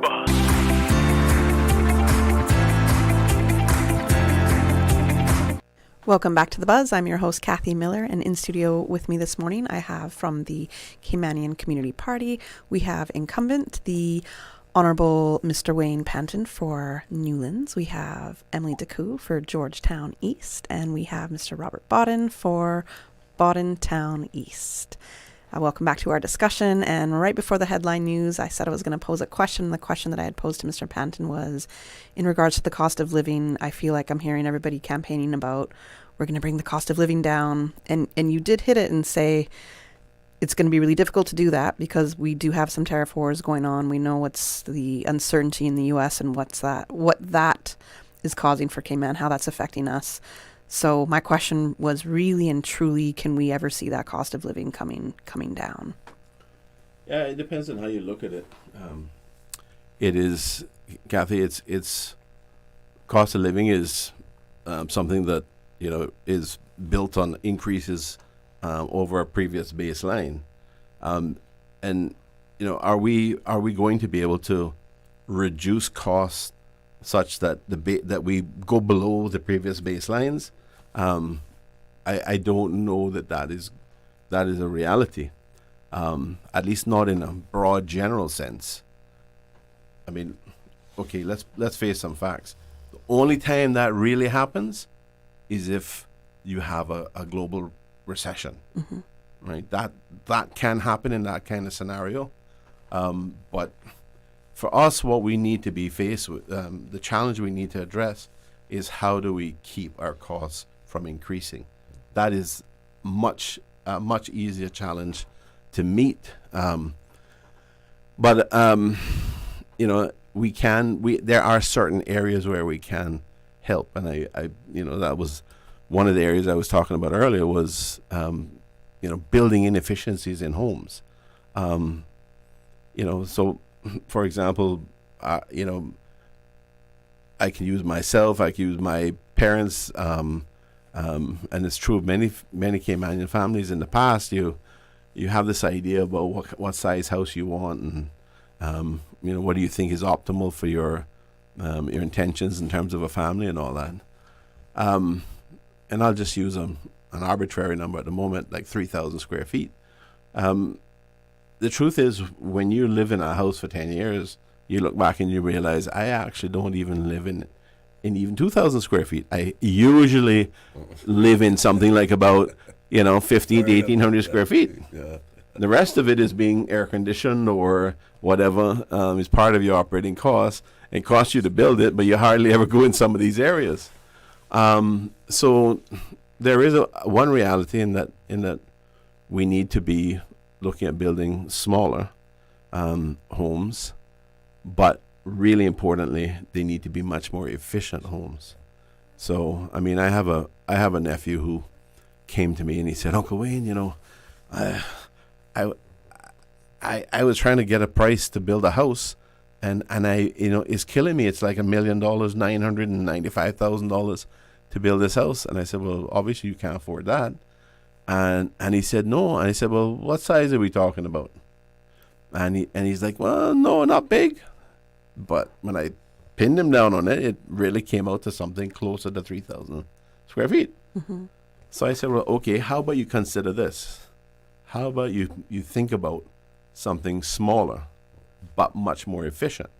Because one of the mistakes we've made in the past is we have said we're going to build this 3,000 square foot house, and then we realize what the cost is, and then we start doing this value engineering exercise, and the first thing that results from that is cutting the cost of the air conditioning. So you go with less efficient units.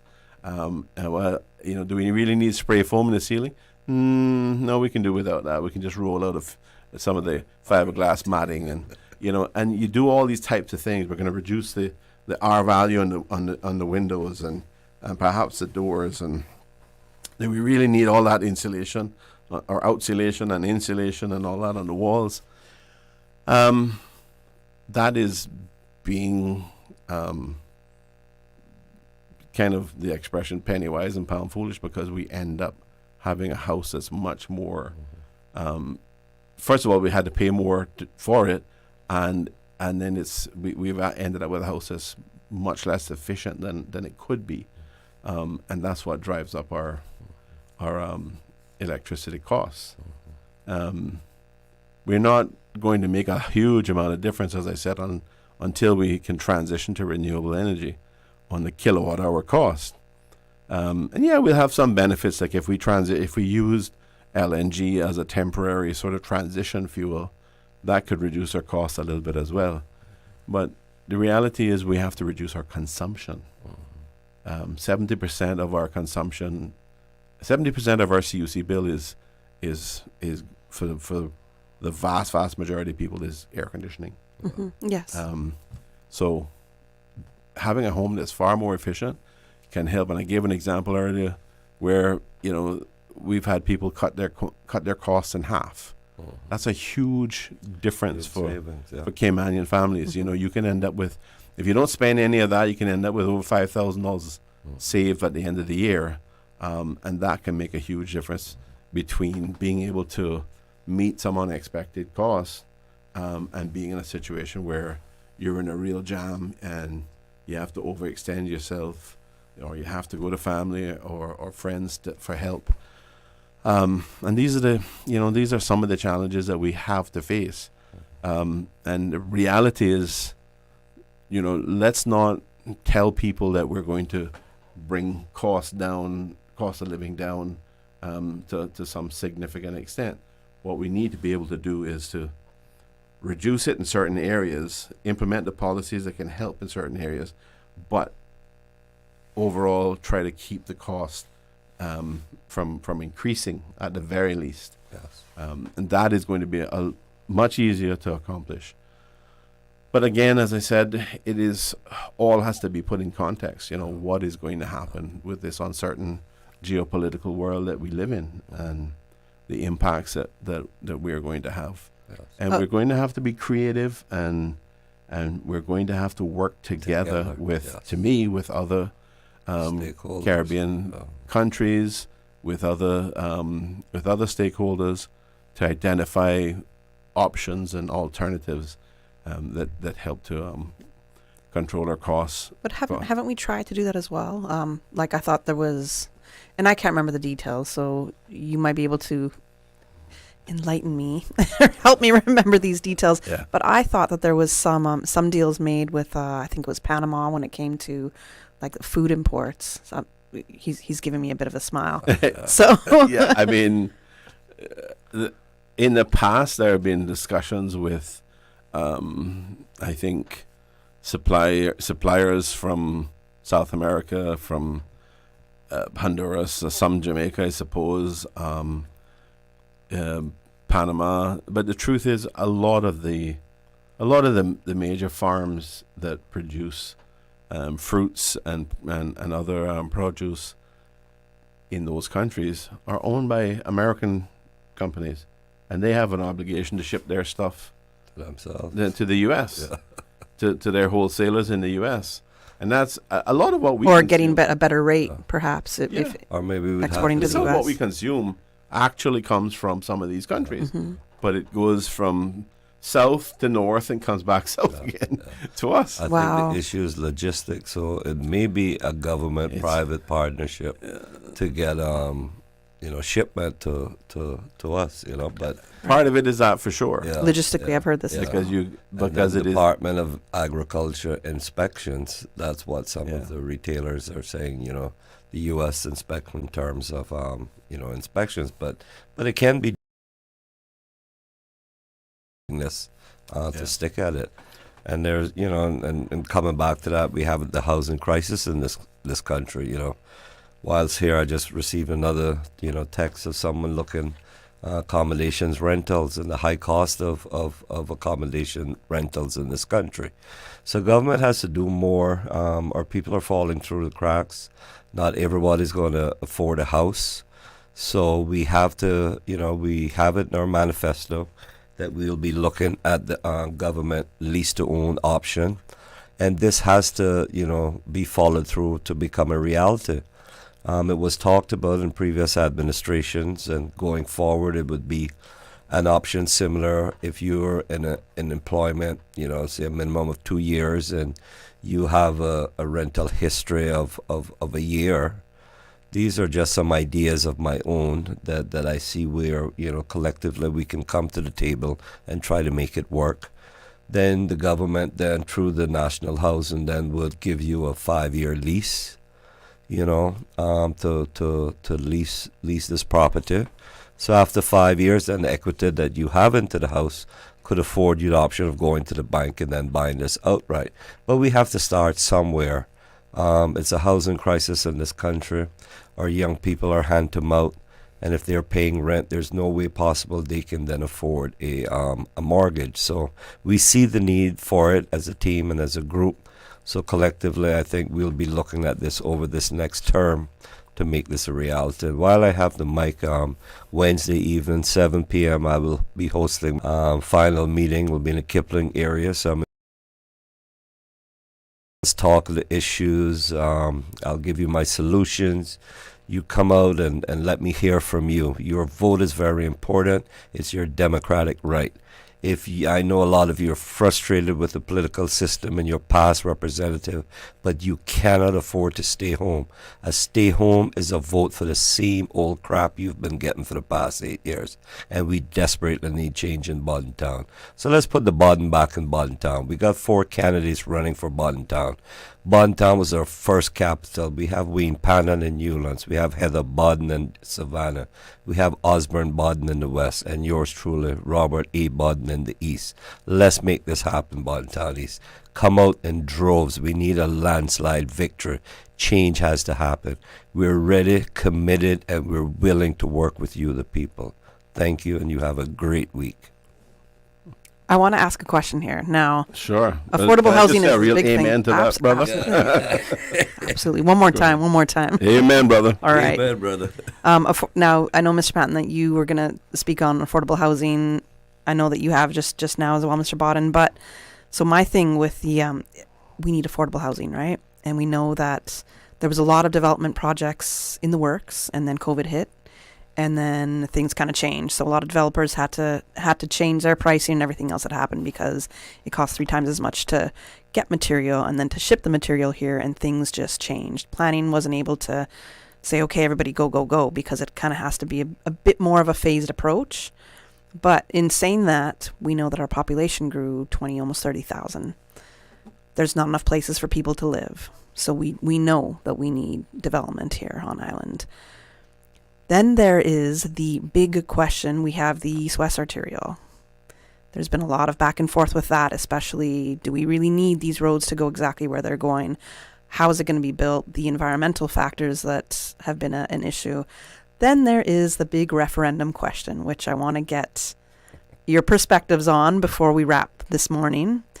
So with the referendum question, when it comes to the cruise berthing facility, now, Mr. Panton, when you first spoke, you said we need to balance the environmental needs with our development needs, and also be concerned about how our economy is doing for the well-being of our people in the future.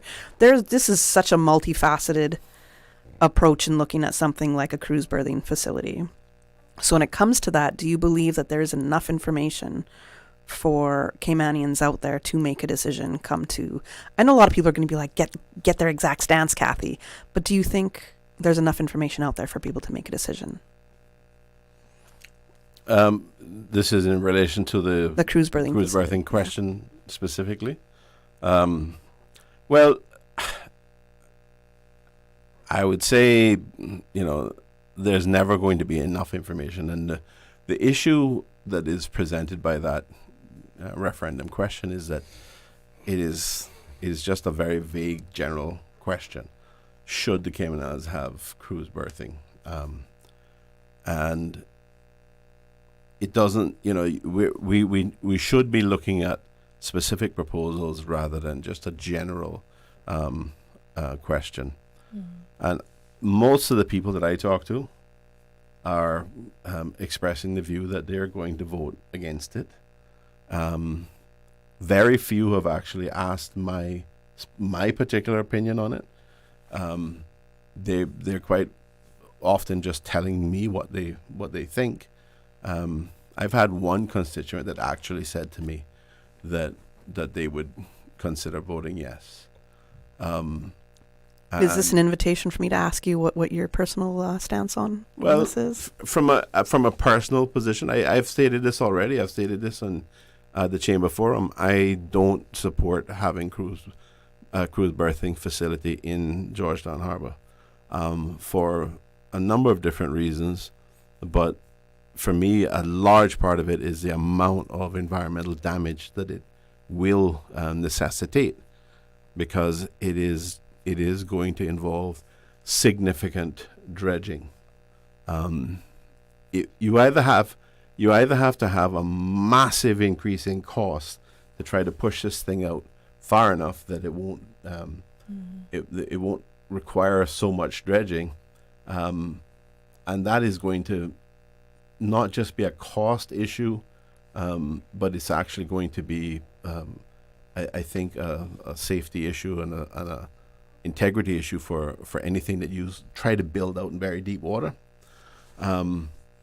or you bring it in and you do the dredging that's anticipated, and I just don't think the cost of that is worth it. I believe that what we have failed to do is to ensure that Caymanians have more equity in the benefits that are coming from cruise tourism. Yeah. I think cruise tourism is important for the country. I think it's an important part of our tourism plan overall, tourism industry overall. But you have to recognize that cruise tourism, in the context in which it always seems to end up getting discussed, is mass tourism. Mm-hmm. Everybody talks about, we got to have as much numbers as possible and this and that.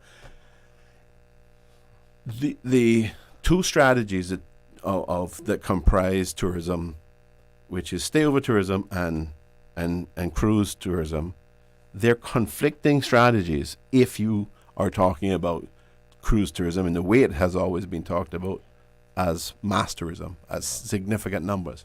It's a conflicting strategy. You can't deny it. Quality over quantity.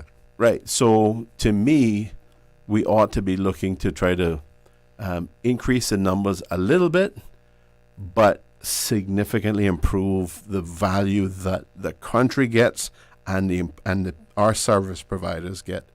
And at the moment, it looks to me, historically, and I've been involved in this issue. I was a chair of the Port Authority of the Cayman Islands 2005 to 2009, so I have a little bit of knowledge about this issue, and I've sat around the table and had negotiations with many of the cruise lines, and some of those people are still involved. And I remember one in particular saying to me, "Look, we don't need you. You need us." And I thought, well, that's great. That doesn't sound much like a partnership to me. That doesn't sound like a plan where the country is going to benefit as much as the cruise line. And I think that's where our problem is. We have to take, and I know that the cruise lines have a lot of lobbying strength. They have the FCCA, the Florida Caribbean Cruise Association, and Carnival, for example, with its own line and the various lines that they own, they're about 80% of that. So they have a lot of lobbying power. But Cayman has a lot of advantages too. Mm-hmm. We are very desired, a very desired destination. And anytime you have customers that want to come to a destination like Cayman, the cruise lines are just not going to say, you know what, we're not going there anymore. We don't care what you say. Right. So I want more equity for Caymanians in the cruise industry. I want, instead of the cruise lines getting 80% of the value, I want it to be closer to 50% at least. Okay. That's my strong position, and for that and other reasons, I'm not supportive of of a cruise berthing facility, because I think that is just going to tie our hands in a way that prevents us from ever achieving equity. We only got a couple minutes left. I missed my next commercial break again here, but that's all right. We're going to get to it.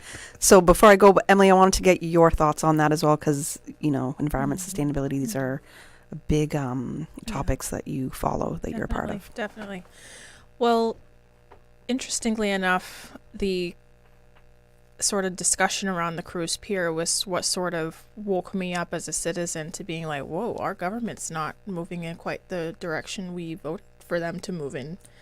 And it was the most alarming sort of chapter in a book, a horror book of unsustainable development, right? And seeing how so many students, and I'm talking children, like from schools, made posters, went out in protest, and were called rascals and whatnot by their own government, really opened my eyes to how the power of the people is so strong, and that ended up leading to the first people's initiated referendum in the Cayman Islands, which is quite significant. And here we are now, fast forward 6-ish years, a little over 5 years, and we're having this discussion again.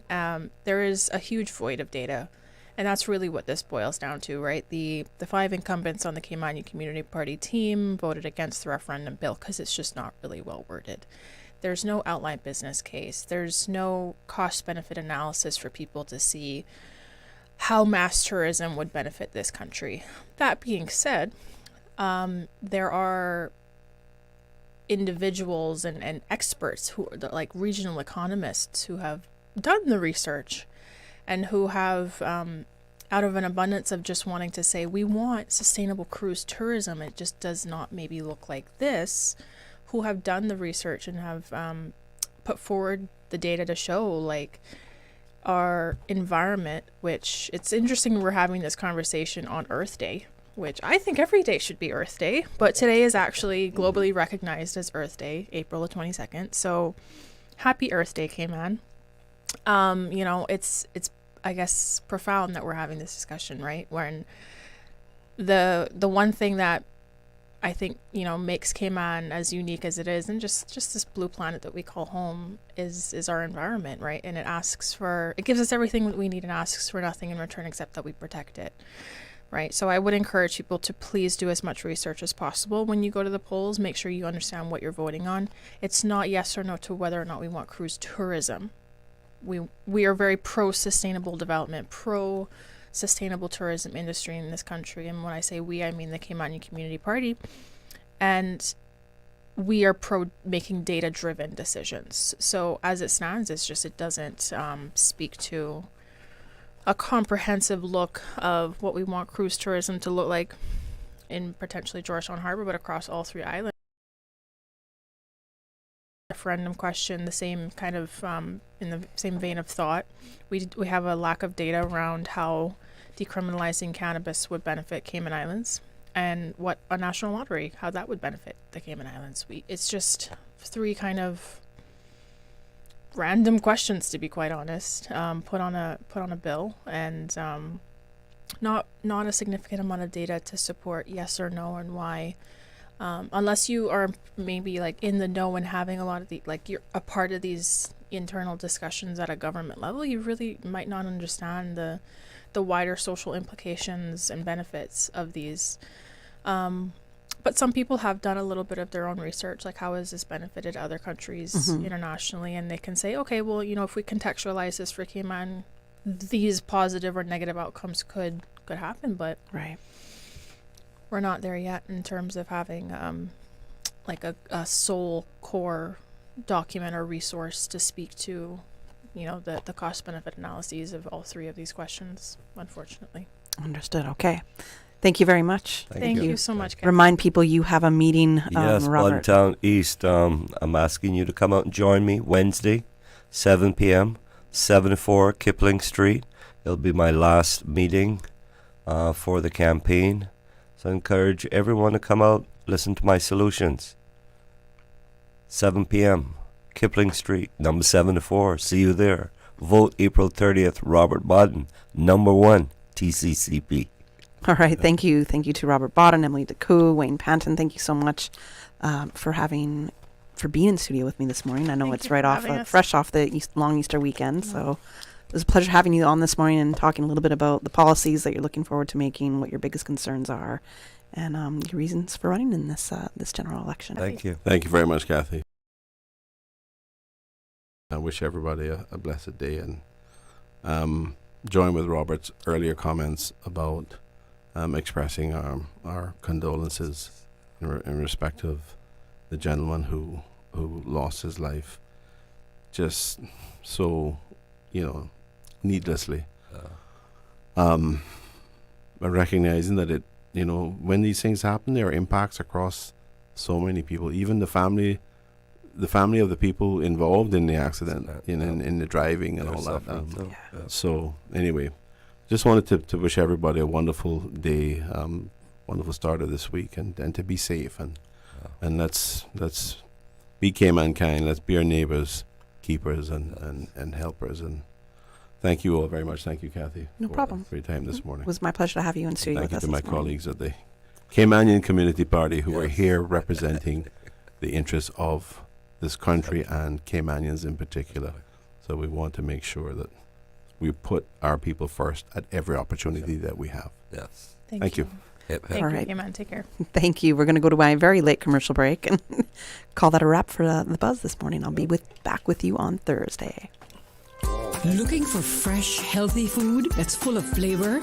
Then you've got to visit Kirk Market. Our dishes are made with fresh, high-quality ingredients. Enjoy vibrant mixed greens or satisfying pasta salads. Or try one of our delicious grill options like blackened chicken, spicy beef steak, or grilled salmon. Looking for something light and flavorful? We've got sushi rolls and poke bowls prepared daily. And don't forget to explore a hot bar or Billy Fresh salad at the salad bar. Stop by Kirk Market today for breakfast, lunch, or dinner at